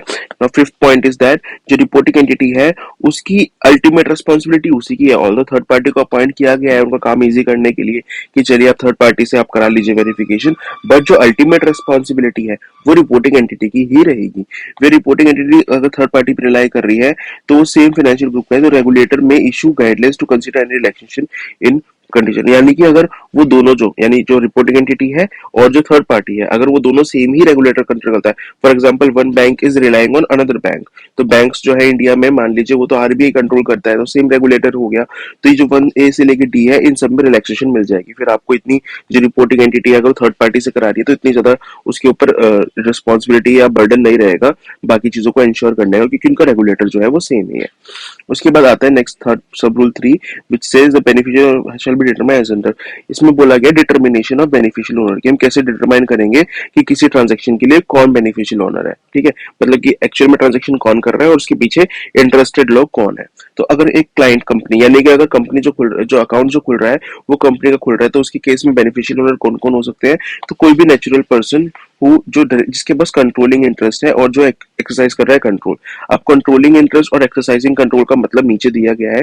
तो कंट्रोलिंग इंटरेस्ट तो बोला गया है 25% और मोर, अगर किसी के पास नॉट 25% मोर देन 25%, अगर सिर्फ मोर देन 25% है तो नहीं, मोर देन 25% अगर उसके पास शेयर्स है, कैपिटल है, प्रॉफिट्स ले रहा है, वो तीनों में से कुछ भी, या तो शेयर्स है उसके पास मोर देन 25%, या उसके पास कैपिटल है मोर देन 25%, या वो प्रॉफिट शेयरिंग में प्रॉफिट लेता है 25 मोर देन 25%, तो उसका कंट्रोलिंग इंटरेस्ट माना जाएगा। दूसरा एक्सरसाइजिंग कंट्रोल का मतलब है कि वो जो मेजोरिटी ऑफ डायरेक्टर्स है उसके पास वो कंट्रोल करने की पावर है, उनको अपॉइंट और कंट्रोल करने की पावर अगर उसके पास है तो माना जाएगा कि he has the power to exercise the control.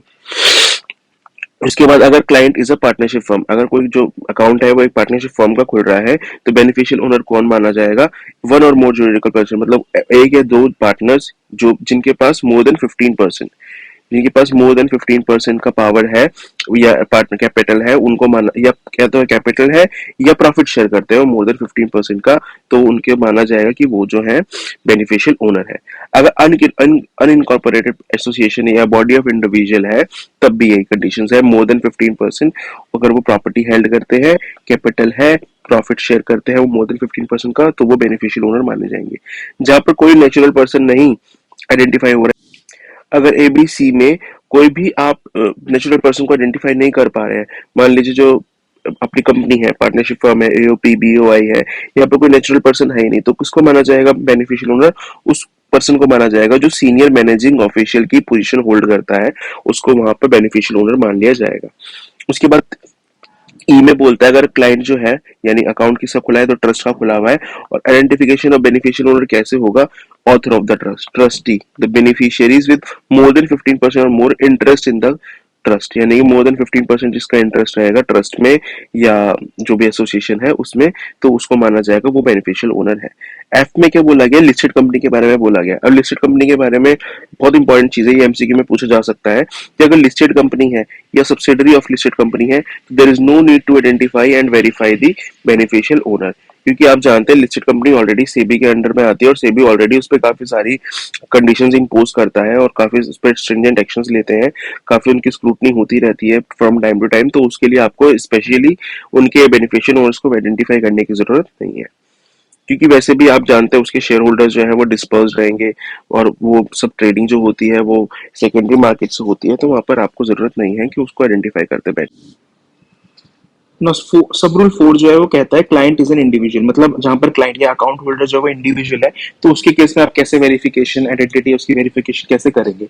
तो ए नंबर पे है आधार नंबर, मतलब आधार नंबर कब कब यूज कर सकते हैं, तब जब वो जो बंदा है वो बेनिफिट और सब्सिडी का एंजॉयमेंट लेना चाह रहा है, government from time to time Aadhaar card holders को कुछ जो बेनिफिट्स देती है, जो सब्सिडी देती है, अगर वो उसको लेना चाह रहा है तो अपना आधार नंबर प्रोवाइड करा सकता है फॉर हिज आइडेंटिटी, या वो वॉलंटरीली चाहता है कि वो बैंकिंग कंपनी को अपना आधार कार्ड दे दे। जैसे कि आप जानते हैं बैंकिंग कंपनी एक्सक्लूसिवली आधार कार्ड को यूज कर सकती है फॉर द आइडेंटिटी वेरिफिकेशन, तो वहां पर अगर बंदा चाह रहा है कि हाँ मैं आधार कार्ड नंबर देके अपना वेरिफिकेशन कर रहा हूँ तो वो वैसा करा सकता है। सेकंड नंबर पे आता है proof of position of Aadhaar card, यानी एक रिसीट, मतलब एक्नॉलेजमेंट रिसीट हो गई कि भाई मेरे पास आधार नंबर तो नहीं है बट हाँ मैंने उसे बनवाया है या मैं उसे होल्ड करता हूँ। सिमिलरली दूसरा वाला भी यही बात करता है। फिर थर्ड नंबर पे आता है पैन नंबर, या अपना पैन कार्ड दे सकता है वो अकाउंट ओपनिंग के टाइम पे अपनी वेरिफिकेशन करने के लिए पैन नंबर दे सकता है। Such other document in respect of which nature of business and finance status of the client can be disclosed, जहां पर डिस्क्लोज हो जाता है उसका क्लाइंट का अपना नेचर ऑफ बिजनेस वगैरह। अब यहाँ पर सब रूल 5 डाला गया है। सब रूल 5 जो बात करता है वो स्मॉल अकाउंट्स की बात करता है। अब आपने ऊपर देखा कि काफी ज्यादा स्ट्रिंजेंट एक्शंस लिए जा रहे हैं, काफी ज्यादा वेरिफिकेशन एक्सटेंसिवली की जा रही है, तो हर एक अकाउंट के लिए ऐसा करना थोड़ा मुश्किल हो जाएगा, क्योंकि इंडिया की पॉपुलेशन बहुत ज्यादा है, बहुत सारे लोग बैंक में अकाउंट खुलवाना चाहते हैं। एंड एज यू नो, जो हमारी गवर्नमेंट की अभी पॉलिसी है, वो चाहते हैं कि more and more people are connected to the banking network, लेकिन due to all this documentation requirement बहुत सारे लोग नहीं रीच आउट करते हैं। तो इसलिए यहाँ पर अगर स्मॉल अकाउंट खुलेगा तो उसके लिए स्पेसिफिक कंडीशंस दी गई हैं। अभी हम देखते हैं तो ऑल इन ऑल क्या लिखा हुआ है इसमें कि एक फोटो और थंब इंप्रेशन आपका जो है वो आपका स्मॉल अकाउंट खोलने के लिए एनफ हो जाएगा। सिर्फ यहाँ पर इतनी बात की गई है। अब हम पढ़ लेते हैं आगे कैसे बताया। प्रोवाइडेड दैट जो डेजिग्नेटेड ऑफिसर है, मतलब ये ऐसे तो हो जाएगा, मतलब थंब इंप्रेशन और फोटोज की यूज करके हम अकाउंट तो खोल देंगे, लेकिन प्रोवाइडेड दैट कुछ कंडीशंस बताइए। क्या कंडीशंस है? जो डेजिग्नेटेड ऑफिसर है बैंक का, वो जब स्मॉल अकाउंट खोलेगा तो वो सर्टिफाई करेगा उस सिग्नेचर पर्सन का कि हाँ भाई, जो पर्सन साइन कर रहा है वो वही पर्सन है जिसका अकाउंट खुल रहा है, ऐसा कोई जाली सिग्नेचर तो नहीं करके जा रहा है। फिर ये थोड़ा सा स्पेशल है, एमसीक्यू में शायद पूछा जा सकता है कि अगर कोई बंदा जो है जिसका अकाउंट खुल रहा है, स्मॉल अकाउंट खुल रहा है, वो प्रिजनर इन जेल, यानी कि वो जेल में कैद है, तो उसका जो थंब इंप्रेशन वगैरह लेगा वो ऑफिशियल इंचार्ज जो जेल में रहेगा उसकी मौजूदगी में लिया जाएगा उसका थंब इंप्रेशन वगैरह। उसके बाद सेकंड पॉइंट बोलता है the small account only at core banking, जो सीबीएस, जो बैंक सीबीएस सिस्टम फॉलो कर रहे हैं, कोर बैंकिंग सॉल्यूशन जो बैंक सिस्टम फॉलो कर रहे हैं, सिर्फ उसी बैंक में आप ऐसा स्मॉल अकाउंट खोल सकते हैं। And that foreign remittance are not credited in small account, यानी कि किसी एक भी रुपए का जो है फॉरेन रेमिटेंस उस अकाउंट में नहीं आना चाहिए। जैसे कि आप देख रहे हैं इस पे ज्यादा वेरिफिकेशन नहीं हुआ है, नॉर्मल सिर्फ एक बार देखा गया है, तो वो गवर्नमेंट नहीं चाहती कि यहाँ पे हाई रिस्क ट्रांजेक्शन हो, तो फॉरेन रेमिटेंस को बिल्कुल भी उन्होंने अलाउ नहीं किया ऐसे ट्रांजेक्शन में। Transaction balance in not breached before transaction allowed, मतलब बताया गया कि प्रॉपर उस पर नजर रखेंगे कि ट्रांजेक्शन जो है इलीगल या सेंसिटिव ट्रांजेक्शन उस अकाउंट से ना हो, क्योंकि वो अकाउंट ऑलरेडी थोड़ा रिस्क पे है बिकॉज उसमें ज्यादा वेरिफिकेशन नहीं किया गया है। उसमें लिखा हुआ है the small account remain operational initially for 12 months, मतलब शुरुआत में 12 मंथ्स के लिए रहेगा। उसके बाद फिर अगर वो प्रोवाइड करता है कि जो अप्लाई किया उसमें डॉक्यूमेंट्स वैलिड है, तो 12 महीने और, मतलब टोटल 24 महीने के लिए उसको सिर्फ फोटो और थंब इंप्रेशन के सहारे ही उसका अकाउंट ओपन करा रखा जाएगा। उसके बाद फिर उससे प्रॉपर रिव्यू किया जाएगा, मतलब मान लीजिए 2 साल आपके अकाउंट को हो गए, तो उसके बाद फिर आपका वेरिफिकेशन पूछा जा सकता है। उसके इसको आप स्किप कर सकते हैं। उसके लिखा है the small account shall be monitor and when there is suspicion, मतलब जब भी आपको शक होता है कि हाँ भाई मनी लॉन्ड्रिंग या टेररिज्म फाइनेंसिंग या हाई रिस्क सिनेरियोज वाले कोई ट्रांजेक्शन हो रहे हैं, तो identity of client shall be established, तो उस टाइम पे आप सिर्फ उसकी फोटो और थंब इंप्रेशन से काम नहीं चलाएंगे, आपको और भी डिटेल्स उसकी लेनी पड़ेगी, और भी डिटेल्स उसकी मंगवानी पड़ेगी फॉर द प्रॉपर वेरिफिकेशन। उसके बाद लिखा गया foreign remittance shell not be allowed, जैसे कि हमने भी पढ़ा भी था कि foreign remittance even of ₹1 is not be allowed, क्योंकि फॉरेन रेमिटेंस आप जानते हैं थोड़ी सेंसिटिव हाई रिस्क एरिया है, तो स्मॉल अकाउंट में इसको अलाउ बिल्कुल नहीं करेंगे। उसके बाद बोलते हैं अगर क्लाइंट इन अकाउंट होल्डर जो है वो एक कंपनी है, तो submit to the reporting entity certified copies, तो उसको क्या क्या सबमिट करना पड़ेगा, डॉक्यूमेंटेशन की बात हो रही है, क्या डॉक्यूमेंट्स कंपनी को देना होगा। तो ये सिंपल लिस्ट है, आप एक बार रीड थ्रू कर लीजिए। Certificate incorporation, MOA, AOA, pan card, board का रेजोल्यूशन, पावर ऑफ अटॉर्नी की बैंक में कौन उसकी बैंकिंग ऑपरेशन मैनेज करेगा, कितने डायरेक्टर्स या एमडी कौन मैनेज करेगा, या सच डॉक्यूमेंट्स या डॉक्यूमेंट्स जो उसके बेनिफिशियल ओनर्स है, मैनेजर्स है, ऑफिसर्स, एम्प्लॉइज उनके कुछ डॉक्यूमेंट्स मंगवा सकते हैं, उनकी केवाईसी कर सकते हैं, जो कि करते ही है। तो ये सब डॉक्यूमेंट जो है बैंक को लगेंगे for a company. Then partnership firm की अगर हम बात करें, तो पार्टनरशिप फर्म में क्या क्या डॉक्यूमेंट्स लगेंगे, उनकी RC, registration certificate, partnership deed, PAN card, such other documents, beneficial owner, manager, employees, officers, partner, जिनके सबके डॉक्यूमेंट्स है, उन सबके डॉक्यूमेंट्स भी बैंक मांग सकता है फॉर द वेरिफिकेशन। उसके बाद अगर जो अकाउंट होल्डर है वो एक ट्रस्ट है, तो ट्रस्ट के लिए क्या क्या मांगेंगे डॉक्यूमेंट्स, एक तो ट्रस्ट का रजिस्ट्रेशन सर्टिफिकेट, ट्रस्ट की डीड, ट्रस्ट का पैन कार्ड, और ट्रस्ट के beneficial owner, manager, trustees, officers, employees जो भी हैं, उन सबके डॉक्यूमेंट्स ये मांग सकते हैं। उसके अलावा क्लाइंट यानी अकाउंट होल्डर अगर एओपी या बीओआई है, तो उसके लिए क्या मांगेंगे, रेजोल्यूशन ऑफ मैनेजिंग बॉडी, यानी जो भी मैनेजिंग बॉडी है उस एसोसिएशन या बोर्ड ऑफ इंडिविजुअल की, तो उनका रेजोल्यूशन जो उन्होंने रिजॉल्व किया है कि हाँ भाई हम अकाउंट खोलना चाह रहे हैं या हम इस बैंक पे अपना अकाउंट खोलना चाह रहे हैं, ऐसा एक रेजोल्यूशन। उसके pan card number, power of attorney, यानी उसमें किसी को पावर ऑफ अटॉर्नी दी गई है बैंकिंग ऑपरेशंस को हैंडल करने के लिए, तो वो पावर ऑफ अटॉर्नी लगेगी। उसके सच other documents, all the documents, beneficial owner, manager, और एज यू कैन सी।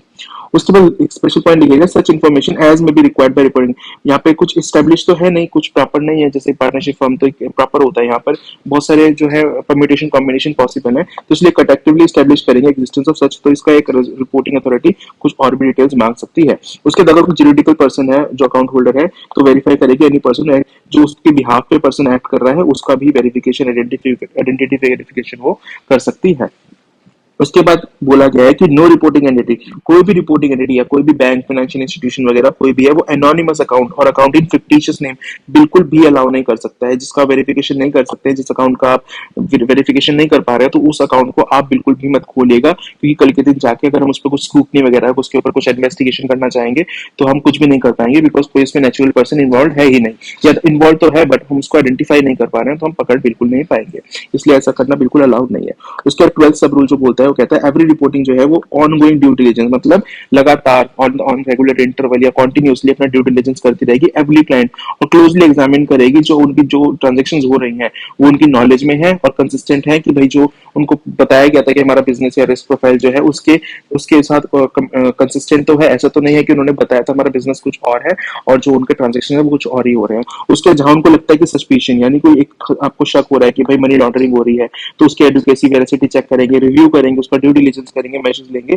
तो सिंपली बोला गया due diligence for risky account, जो भी रिस्की अकाउंट्स है उन सबका ड्यू डिलिजेंस उनको time to time and with every transaction which is increasing their suspicion of money laundering, उनको वहां पर उसका वेरिफिकेशन करना पड़ेगा, उसको वहां पे देखना पड़ेगा।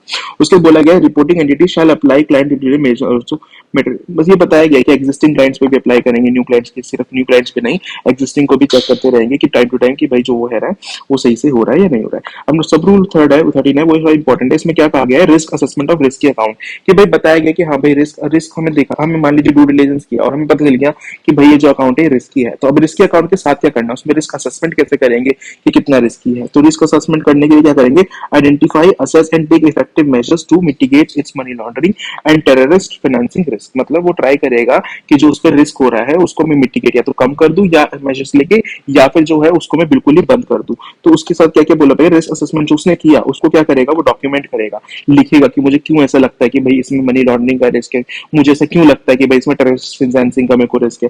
उसके बाद कंसीडर करेगा और रिलेवेंट रिस्क फैक्टर्स, जो भी वहां पर रिस्क फैक्टर्स है, मान लीजिए मैं देख रहा हूँ कि पाकिस्तान से कुछ अकाउंट में पैसा आ रहा है या कोई ऐसी टैक्स हेवन कंट्री से मेरे पास पैसा आ रहा है और वो पैसा इस फॉर्म में आ रहा है कि मैं उसको जस्टिफाई नहीं कर पा रहा है अकाउंट होल्डर, तो वहां पे हमें वो लिखना पड़ेगा कि क्या क्या रिस्क फैक्टर्स हैं। उसको अप टू डेट, मतलब उसको रेगुलरली उसको चेक करना है, अप टू डेट रखना है कि हाँ भाई इसमें क्या क्या और टाइम टू टाइम ट्रांजेक्शन हो रही है। Be available to competent authorities and self regulatory bodies, यानी कि उसको अवेल कराना है कॉम्पिटेंट अथॉरिटीज से, लेना भी है कॉम्पिटेंट अथॉरिटीज से इंफॉर्मेशन देना भी है। उसके बाद बोला गया एनहेंस एंड सिंप्लीफाइड मेजर्स, और कुछ जो गवर्नमेंट है या जो मेजर जो पीएमएलएस की अथॉरिटी है वो बैंक्स वगैरह को बताएंगे, रेगुलेटर्स यानी कि आरबीआई वगैरह जो भी हो गए बैंक्स के, वो बैंक को बताएंगे कि आपको कैसे कैसे वेरीफाई करना है क्लाइंट की रिस्क को, आइडेंटिटी कैसे उनको वेरीफाई करना है। तो वो जो अथॉरिटी है वो प्रोवाइड करेगी उसके लिए। उसके बाद बोला गया the guideline issued under clause 1 shall not include appropriate, मतलब ये जो फर्स्ट में जो ये एनहांस्ड सिंप्लीफाइड मेजर बोला गया है, तो ऑथेंटिकेशन के यहाँ पे एक ऑल्टरनेट वेज दिए हुए हैं, कैसे exemption limitation condition viable means of providing account based service to client enable to undergo biometric, यानी कोई बायोमेट्रिक ऑथेंटिकेशन किसी का नहीं हो पा रहा है तो उसको अलग अलग वायबल मेथड्स या कोई और मेथड प्रोवाइड कराएंगे ताकि वो अपना अकाउंट खोल पाए और साथ साथ हम उसका वेरिफिकेशन भी कर लें।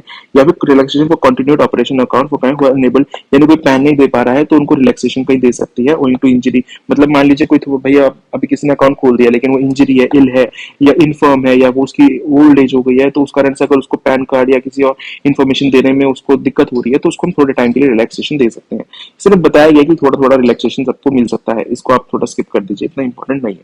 विद द क्लाइंट सबमिटेड, उसको बोला आफ्टर सबमिशन कि भाई क्लाइंट ने तो अपना या अकाउंट होल्डर ने तो अपनी इन्फॉर्मेशन सबमिट कर दी, उसके बाद भाई जिसने इन्फॉर्मेशन ली है, इतनी प्रिवेसी वाली इन्फॉर्मेशन ली है, इतनी कॉन्फिडेंशियल इन्फॉर्मेशन ली है, तो रिपोर्टिंग एंटिटी की भी तो कुछ रिस्पॉन्सिबिलिटी रहेंगी उस इन्फॉर्मेशन को लेके। तो उसके बारे में यहाँ बताया गया जो आधार नंबर है वो बैंक जो है ई केवाईसी यूज करेगी, उसके अलावा किसी भी चीज के लिए यूज नहीं करेगी। प्रूफ ऑफ पोजेशन जो है वो रिपोर्ट और कैन जस्ट स्किप दिस।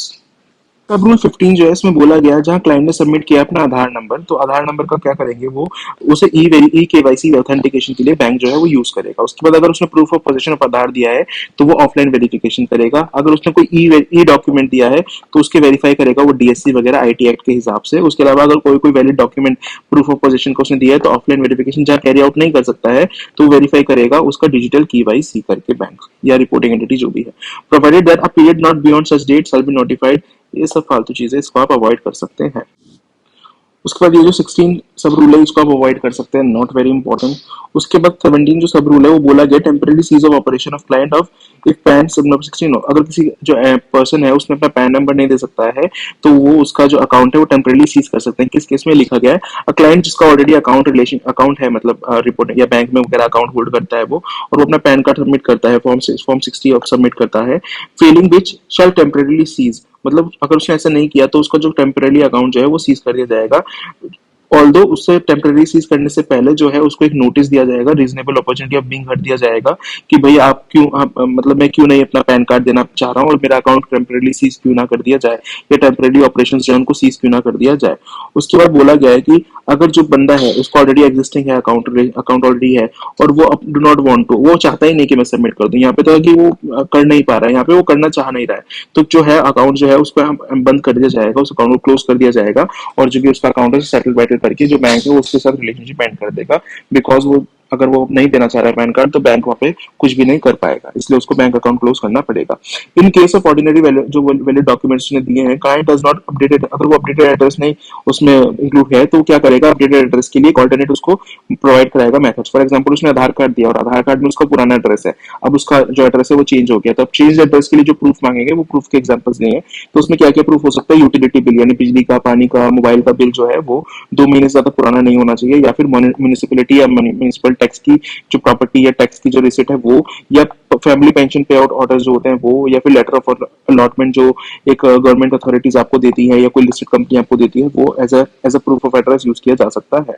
उसके बाद लिखा गया जो क्लाइंट है शैल सबमिट ऑफिशियल, मतलब अपडेटेड ऑफिशियल, मान लीजिए जो आधार कार्ड था उसमें पुराना था, लेकिन 3 मंथ्स का टाइम दिया जाएगा, 3 मंथ्स में आप अपना अपडेट करवाइए आधार कार्ड, और 3 मंथ्स में आप अपना अपडेटेड जो अपना प्रूफ ऑफ वेरिफिकेशन दिया था आपने, या जो डॉक्यूमेंट दिया था उसको अपडेट करा के आप हमारे को 3 मंथ्स के अंदर प्रोवाइड कराइए।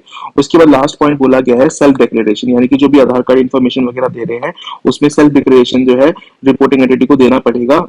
क्लाइंट जो है वो अपने सेल्फ डिक्लेरेशन देगा कि जो मैं इन्फॉर्मेशन प्रोवाइड करा रहा हूँ बैंक को that is true and fair as per my understanding, तो ये सब इन्फॉर्मेशन दी जाएगी। Now this was all about rules, now coming back to act. तो एक्ट में जो नेक्स्ट सेक्शन है वो सेक्शन 12(2) जो कि कॉन्फिडेंशियलिटी की बात करता है। इसमें बोला गया है कि रिपोर्टिंग एंटिटी जो भी इन्फॉर्मेशन रिसीव करेगी उसको वो कॉन्फिडेंशियल रखेगी इन एवरी केस। कभी भी ऐसा नहीं होगा कि वो चीजों को किसी और को डिस्क्लोज कर दे, क्योंकि बहुत सेंसिटिव और बहुत ही प्राइवेट इन्फॉर्मेशन है, इसलिए इसको कॉन्फिडेंशियल रखना पड़ेगा। उसके रिटेंशन ऑफ रिकॉर्ड हमने पहले भी पढ़ा था, 5 साल जब तक उसका रिलेशनशिप था, जहां उसका रिलेशनशिप एंड होता है उससे 5 साल तक उसको जो ट्रांजेक्शन है वहां तक उसका रिकॉर्ड रखना पड़ेगा। उसके बाद retention of record according to identity, यानी जिस भी पर्सन के साथ उसका अकाउंट था, जिस भी पर्सन का अकाउंट था बैंक में, वो 5 साल अकाउंट क्लोज होने के बाद भी उसको 5 साल तक उसको मेंटेन करना पड़ेगा, अकाउंट को अपने पास मेंटेन नहीं करना पड़ेगा, उसकी इन्फॉर्मेशन को रिकॉर्ड करके रखना पड़ेगा। अगर किसी अथॉरिटी ने मान लीजिए 3 साल बाद या 4 साल बाद उसकी इन्फॉर्मेशन मांगी तो ये रिपोर्टिंग एंटिटी की रिस्पॉन्सिबिलिटी है कि वो इन्फॉर्मेशन प्रोवाइड करे रेलेवेंट अथॉरिटी को। उसके बोला गया access to information. Access to information क्या बोला गया है, जो ईडी है वो कोई भी इन्फॉर्मेशन मंगा सकता है, कोई भी एडिशनल इन्फॉर्मेशन मंगा सकता है ड्यूरिंग हिज प्रोसीडिंग्स, अगर किसी भी रिपोर्टिंग एंटिटी से उसको चाहिए, बैंक वगैरह से अगर कुछ इन्फॉर्मेशन मंगानी है तो ईडी के पास पावर्स है कि वो मंगवा सकता है। उसके बोला director to keep information confidential, यानी कि जब रिपोर्टिंग एंटिटी से कोई भी डायरेक्टर ईडी या deputy director as per direction of ED information मंगा रहा है तो वो सारी इन्फॉर्मेशन को जो है कॉन्फिडेंशियल रखेगा, किसी भी केस में वो इन्फॉर्मेशन किसी और के साथ शेयर नहीं कर सकता है। उसके बाद बोला गया enhance due diligence. Enhance due diligence के लिए एक सेक्शन दिया गया है सेक्शन 12AA। इसमें एनहांस ड्यू डिलिजेंस में क्या बोला गया है, इसमें बोला गया है verification of identity of client. जो फर्स्ट सबसेक्शन है वो बात करता है verification of identity of client की। तो हम क्लाइंट की आइडेंटिटी कैसे वेरीफाई करेंगे, सबसे पहले तो आधार का ही बताया गया है कि आधार ऑथेंटिकेशन कैरी आउट करेंगे, जो भी प्रोसेस होते हैं। उसके बाद एडिशनल स्टेप्स, यानी कुछ और सोर्सेज ऑफ फंड्स जो है उसको वेरीफाई करने के लिए अगर हमें कुछ एडिशनल स्टेप्स लेने पड़ सकते हैं तो वो स्टेप्स भी हम लेंगे। उसके बाद टेक एडिशनल स्टेप, जो ये एडिशनल स्टेप लिया इसके हम रिकॉर्ड में लिखेंगे कि भाई हाँ हमें ऐसे क्यों लगता था कि इसके हमें सोर्स ऑफ फंड या कोई और इन्फॉर्मेशन के लिए हमें फर्दर स्टेप्स लेने हैं, तो हमने वैसा क्यों किया है, ये भी हमको रिकॉर्ड करना पड़ेगा। उसके बाद लिखा है transactions not allowed if client do not furnish identity. अगर जो क्लाइंट है, जो भी बैंक अकाउंट होल्डर है, वो अपनी इन्फॉर्मेशन या जो अपनी आइडेंटिटी है वो फर्निश नहीं कर रहा है तो बैंक जो है उसको वो ट्रांजेक्शन कैरी आउट करने नहीं दिया जाएगा, बैंक में उसको मना कर दिया जाएगा वो ट्रांजेक्शन कैरी आउट करने के लिए। उसके बाद बोला है मॉनिटरिंग ऑफ ट्रांजेक्शन, यानी कि अगर किसी बैंक को लगता है कि जो ट्रांजेक्शन हो रही है उसका शक है कि वो उसमें जो है प्रोसीड्स ऑफ क्राइम इंक्लूड है या उसमें मनी लॉन्ड्रिंग वाला पैसा इन्वॉल्व है, तो वो फ्यूचर में उसको मॉनिटरिंग करेगी और उसके लिए ज्यादा ग्रेटर स्क्रूटनी करेगी, मतलब ज्यादा उस पर स्क्रूटनी करेगी, ज्यादा उसको मतलब उसके ऊपर ज्यादा स्ट्रिक्ट एक्शंस लेगी कि भाई हाँ भाई क्या इसमें एक्चुअली में क्या हो रहा है, कोई मनी लॉन्ड्रिंग की एक्टिविटी तो नहीं हो रही है। उसके बाद रिटेंशन ऑफ रिकॉर्ड की बात कही है, वहाँ पे भी 5 साल का टाइम दिया गया है। जिस डेट को ट्रांजेक्शन नहीं है उससे 5 साल तक उस ट्रांजेक्शन का रिकॉर्ड हमको रखना पड़ेगा एंड ड्यू डिलिजेंस मेजर्स के अकॉर्डिंग। उसके बाद बताया गया है कि स्पेसिफाइड ट्रांजेक्शन, स्पेसिफाइड ट्रांजेक्शन मतलब बोला गया है कि कौन कौन से ट्रांजेक्शन है, या स्पेसिफाइड ट्रांजेक्शन की बात हुई है तो वो यहाँ पे बताया गया है। Not very important, withdrawal cash, foreign exchange यहाँ पे है, हाई वैल्यू इंपोर्ट या रेमिटेंस हो रहा है, या इंटरेस्ट ऑफ रिवेन्यू यहाँ पे फैक्ट हो रहा है जहाँ हाई रिस्क है मनी लॉन्ड्रिंग वगैरह का, इसके बारे में बात की गई है। अब आते हैं हम अपने सेक्शन नंबर 13 पे। सेक्शन नंबर 13 क्या बोलते हैं, powers of director to impose fine, यानी कि जो भी एनफोर्समेंट डायरेक्टोरेट है उसकी क्या पावर्स हैं with regards to imposing of fine. तो वो क्या बोला गया है, order to make an inquiry, यानी ईडी जो है या ऑन हिज ओन मोशन, या तो खुद से ही या फिर कोई एप्लीकेशन बाय एनी अथॉरिटी या ऑफिसर या पर्सन, किसी भी पर्सन के द्वारा एक इंक्वायरी करवा सकता है जब उसको लगता है कि भाई हाँ जो एक कहीं पे ट्रांजेक्शन है वहां पे मनी लॉन्ड्रिंग का मेरे को शक है या सस्पिशन है।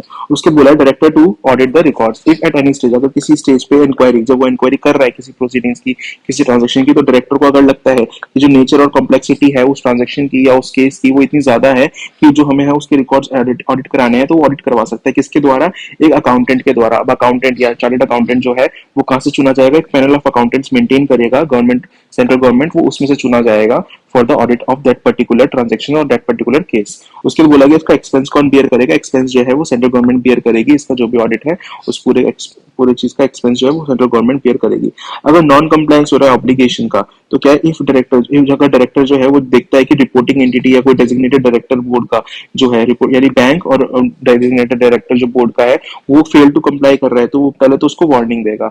उसके बाद वो सच जो उसको डायरेक्शन देगा कि आपको भाई स्पेसिफिक इंस्ट्रक्शन दे रहा हूँ, मान लीजिए मैंने बोला कि आप ये नहीं करेंगे तो आपको वो नहीं करना है, तो ऐसे इंस्ट्रक्शन दे सकता है। या उसको बोल सकता है कि आप अपना काम कीजिए और समय समय पर रेगुलर इंटरवल्स पे मेरे को रिपोर्ट्स भेजते रहिए अपने काम की जो मैंने आपको करने के लिए कहा है। उसके बाद बोला गया एक बाय ऑर्डर वो मॉनेटरी पेनल्टी भी इंपोज कर सकता है। पेनल्टी का अमाउंट कितना है, पेनल्टी का अमाउंट यहाँ देखिए, अब सिंपली लिखा हुआ है minimum 10,000 and maximum 1 lakh rupees per failure, मतलब जितनी बार आप उसके डायरेक्शन, स्पेसिफिक डायरेक्शन को आप अगर ब्रीच करेंगे या रिपोर्ट फेल सबमिट करने में जितनी बार आप फेल होंगे उतनी बार आप पे ये पेनल्टी इंपोज करी जाएगी। उसके बाद बोला गया copy of order to be forward to reporting entity, यानी कि जो भी डायरेक्टर जो भी और अपना ऑर्डर पास कर रहे हैं ये on the basis of the audit, on the basis of the inquiry, तो वो जो रिपोर्टिंग एंटिटी बैंक वगैरह जो भी है उन सबको भी वो रिकॉर्ड का और कॉपी ऑर्डर की भेजेंगे। उसके बाद बोला गया है कि जो रिपोर्ट एंटिटी है या जो डायरेक्टर है, जो एम्प्लॉइज हैं, यानी बैंक के डायरेक्टर्स, बैंक के एम्प्लॉइज, वो जो भी इंफॉर्मेशन है वो अगर किसी ईडी वगैरह को या अथॉरिटी वगैरह को पास ऑन करते हैं बिकॉज उनसे मांगी गई थी वो इन्फॉर्मेशन, तो उनके ऊपर आप केस नहीं कर सकते कि भाई आपने हमारी कॉन्फिडेंशियली ब्रीच करी है। For example if there is Vijay Mallya, he is maintaining his account और गवर्नमेंट को शक है कि जो इसमें है मनी लॉन्ड्रिंग इन्वॉल्व है, तो वो जो पैसा है, जो इन्फॉर्मेशन है वो ईडी को दे देगा बैंक। लेकिन अगर विजय माल्या चाहता है कि मैं बैंक पे केस कर दूं कि भाई बैंक ने मेरी इन्फॉर्मेशन की कॉन्फिडेंशियलिटी ब्रीच करी है, तो वो वैसा नहीं कर पाएगा। यहाँ पर ये क्या गया, उसको बोला procedure and manner of furnishing information bye reporting entity, यानी कि कैसे वो इन्फॉर्मेशन प्रोवाइड करेगा, तो सेंट्रल गवर्नमेंट आरबीआई के साथ प्रिस्क्राइब कर सकता है बैठ के कि हाँ भाई आपको कैसे कैसे इन्फॉर्मेशन, बैंक जो है उनको कैसे इन्फॉर्मेशन प्रोवाइड करानी है to the authorities, to the ED. उसके बाद नेक्स्ट चैप्टर जो बात करता है वो करता है समन, सर्चेस एंड सीजर्स की। यहाँ पर आपको बुलाया जाएगा, आपका सर्च हो सकता है, आपके सीज हो सकता है आपका सामान, इसके बारे में यहाँ पे बात की गई है। सबसे पहले बात कर जाती है power of survey, section number 16। Now these are some important section, section number 16, 17, 18, these three are quite important sections. इनमें से काफी केस स्टडीज में भी पूछा जाएगा और इसके डायरेक्ट क्वेश्चंस भी आएंगे, so you have to pay very much of attention to this. तो भाई पहली बात होती है power of authority to make survey, मैंने बताया गया किसके पास पावर्स हैं और ये सर्वे करने का। तो जहाँ पे एक अथॉरिटी है उसको लगता है on the basis of material possession की जो आपने जो है सेक्शन 3 का क्राइम कमिट किया है, यानी कि मनी लॉन्ड्रिंग जो है आपने वो कमिट किया है, तो वो क्या कर सकती है, he may enter any place, किसी भी प्लेस में एंटर हो सकता है within the limit of the area assign to him, यानी कि जो भी अथॉरिटी है उसको एरिया असाइन हुआ होगा, अगर उस एरिया में उसको लगता है कि कोई भी एक पर्सन है he is committing the crime under section 3, तो वो वहां पर जाके उसको उस प्लेस में एंटर हो सकता है in respect of which he is authorise, यानी कि उस काम को करने के लिए, उस मतलब एंटर करने के लिए ऑथराइज भी होना चाहिए। ऐसा नहीं कि उसके पास अथॉरिटी नहीं है, उसके पास ऑथराइज भी होना चाहिए। Eight which any act consulting है, वो किस एरिया में जा सकता है, किस रीजन में जा सकता है, किस प्लेस पे जा सकता है, ऐसी प्लेस पे eight which act of constituent commission is crime, यानी कि जो ऑफेंस है वहां पे कमिट किया गया है। And may require any proprietor employ और any person to help him attend, यानी वो उसको बोलेगा कि भाई ताला खोलो, मेरे को अंदर एंटर होना है या मेरे को इसका एक्सेस चाहिए, वो ऐसा कर सकता है। So as to afford him to necessary facility to inspect, यानी कि दरवाजे वगैरह खुलवा के वो देखेगा ना वहां पे अंदर जाके कि इंस्पेक्ट करेगा कि भाई क्या पर है। अफोर्ड हिम, उसको फैसिलिटी प्रोवाइड कराई जाएगी by whom, by the personal, यानी कि वो जहाँ पे एंटर हो रहा है वहाँ के जो एम्प्लॉयज हैं, वहाँ के जो डायरेक्टर्स हैं, वहाँ के जो प्रमोटर्स हैं, उनको अलाउ करना पड़ेगा, उसको फैसिलिटीज प्रोवाइड करनी पड़ेगी ताकि वो वेरीफाई कर पाए जहाँ पे जो पैसा है या जो ट्रांजेक्शन है वो प्रोसीड्स ऑफ क्राइम तो नहीं है। फर्निश सच इन्फॉर्मेशन, या और भी कोई इन्फॉर्मेशन अगर वो मांगते हैं जैसे लगता है जरूरी है फॉर द प्रोसीडिंग्स, तो वो भी वो मांग सकता है। उसके बाद बोला गया shall also include any other play whether any transaction, मतलब और भी वो चीजें और भी रिकॉर्ड्स वगैरह वो मांग सकता है, और जो ऑफिशियल्स हैं और जो वो पे एम्प्लॉयज हैं उनको वो प्रोवाइड करके देना पड़ेगा। उसके अलावा copy of recorded reason of survey to be offered to AO, मतलब अगर किसी कोई बंदा कोई जो अथॉरिटी है वो एंटर हुई है किसी प्लेस में, तो इमीडिएटली आफ्टर कंप्लीशन ऑफ सर्वे, मतलब सर्वे कंप्लीट होने के तुरंत बाद उसको एक फॉरवर्ड कॉपी करनी पड़ेगी ए, ताकि आपने ऐसी एक फेक तो आपने वहाँ पे इन्वेट नहीं कर दिया, फेक सर्वे तो नहीं कर दिया घूस वगैरह रिश्वत वगैरह लेने के लिए, इसलिए उसको एंड जब वो कंप्लीट कर लेगा अपना सर्वे उसके तुरंत बाद ए को एक रिपोर्ट देनी पड़ेगी कि हाँ भाई मैं यहाँ पे घुसा था, मेरे पास क्या रीजन है और मैंने क्या इस जो अपना जो सर्वे है मैंने क्या रिट्रीव किया है मटेरियल वगैरह वो सब भेजेगा। उसके बाद जो अथॉरिटी है वो बताएगा अपना क्या क्या कर सकता है अथॉरिटी, वो प्लेस मार्क ऑफ आइडेंटिफिकेशन, यानी कि जो भी रिकॉर्ड्स वगैरह उसने इंस्पेक्ट किए हैं या जो भी उसने अकाउंट्स वगैरह चेक किए हैं या जो भी उन्होंने डॉक्यूमेंट्स वगैरह चेक किए हैं उसमें अपना प्लेस मार्क ऑफ आइडेंटिफिकेशन कि हाँ भाई मैंने इसको चेक किया है। दूसरा वो मेक एन इन्वेंट्री, यानी कि वो एक प्रॉपर्टी जो उसने वहाँ पे देखी कि क्या क्या प्रॉपर्टीज, क्या क्या गोल्ड, क्या क्या ज्वेलरी वगैरह उसने जो किया है उसका एक इन्वेंटरी लिस्ट बना के लेके आ सकता है। उसके बाद record the statement of any person present, यानी कि वहाँ पे जो उसके एम्प्लॉयज थे या जो उसके पर्सनल थे या जो उसका मैनेजर्स वगैरह थे उनका स्टेटमेंट भी रिकॉर्ड करके वो ला सकता है। उसके बाद सेक्शन नंबर 17 जो है वो बात करता है सर्च एंड सीजर। पहले वाला तो सर्वे, मतलब कि भाई एक बार घुस के बस देखना है ऊपर ऊपर से, सर्च एंड सर्वे मतलब घुस घुस के हर चीज में प्रॉपर आप घुस के देखेंगे। तो यहाँ पे क्या बोला, यहाँ पे बोला गया था अथॉरिटी, यहाँ पे अथॉरिटी को जनरल अथॉरिटी को पावर दी गई, यहाँ पे डायरेक्टर्स की बात हो रही है, यानी ईडी या any officer not below the rank of deputy director, यानी ईडी या फिर डिप्टी डायरेक्टर, लेकिन डिप्टी डायरेक्टर को भी ऑथराइज किया जाना चाहिए बाय द ईडी, अगर तब तक नहीं कर पाएगा अगर वो ऑथराइज नहीं है ईडी के, तो यहाँ पे वही लिखा गया है। उसके बाद बोला गया on the basis of information, यानी जो भी उसके पास इन्फॉर्मेशन है उसके बेसिस पे ईडी को लगता है कि भाई जो कोई पर्सन है उसने कमिट किया है मनी लॉन्ड्रिंग क्राइम, या उसके पास प्रोसीज ऑफ क्राइम है, या उसके पास कोई ऐसे रिकॉर्ड्स हैं जो मनी लॉन्ड्रिंग से रिलेटेड है, या उसके पास ऐसी प्रॉपर्टी है जो crime of process of crime से रिलेटेड है, तो वो क्या कर सकता है, सब्जेक्ट टू रूल्स ही में ऑथराइज एनी ऑफिसर, यानी खुद वो देखेगा उसको ऐसा लगता है, फिर उसके बाद वो किसी ऑफिसर को बोलेगा, अपने से नीचे ऑफिसर को बोलेगा कि आप जाइए enter and search any building, चाहिए और किसी भी building, place, vessel, vehicle, aircraft सबको सर्च करके लाइए जहां पे हमें लगता है कि प्रोसीड्स ऑफ क्राइम जो है वो रखी जा सकती है। उसके ब्रेक ओपन द लॉक, अगर कोई भी चीज है यहाँ पे, अगर कहाँ पे इन सब चीजों में कहीं ताला लगा हुआ है तो आप उनको तालों को तोड़वाइए, ओपन करवाइए, डोर, बॉक्स, ब्लॉकर, सेफ, अलमीरा, जो भी चीज है उन सबको आप ओपन करवा के देखिए। Seize the record any records of property, यानी कि कोई भी अगर रिकॉर्ड या प्रॉपर्टी आपको लगता है जो आप सर्च में पा रहे हैं उसको आप सीज कर सकते हैं, उस प्रॉपर्टी को आप सीज भी कर सकते हैं। Place mark of identification, inventory और एग्जामिन ऑन ओथ, ये दोनों चीजें तो आप सर्वे में भी कर पाते थे, मतलब आइडेंटिफिकेशन मार्क, इन्वेंटरी बनाना। और यहाँ पे बोला गया आप किसी को भी शपथ दिला के उससे पूछ सकते हैं कि हाँ भाई आप कसम खा के बताइए कि जो आप ये है ये किसका है, या जो भी उनसे क्वेश्चन है वो क्वेश्चनिंग की जा सकती है।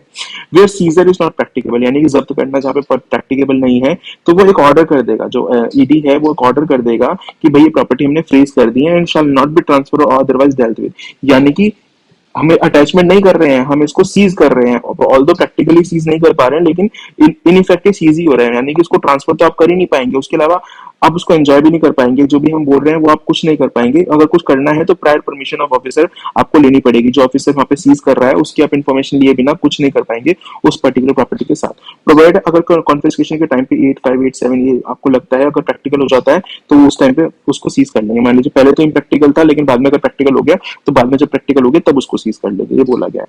उसके बाद वही अगर आपने जैसा ऐसा कुछ किया है ईडी वगैरह ने या डेप्यूटी डायरेक्टर ने, तो वो जो है इमीडिएटली आफ्टर सर्च जो है ए को रिपोर्ट भेजेगा कि हाँ भाई मैंने यहाँ पे सर्च सीजर किया था और मेरे को ये इन्फॉर्मेशन मिली है, सील्ड एनवेलप में वो ए के पास पहुंचा दिया जाएगा।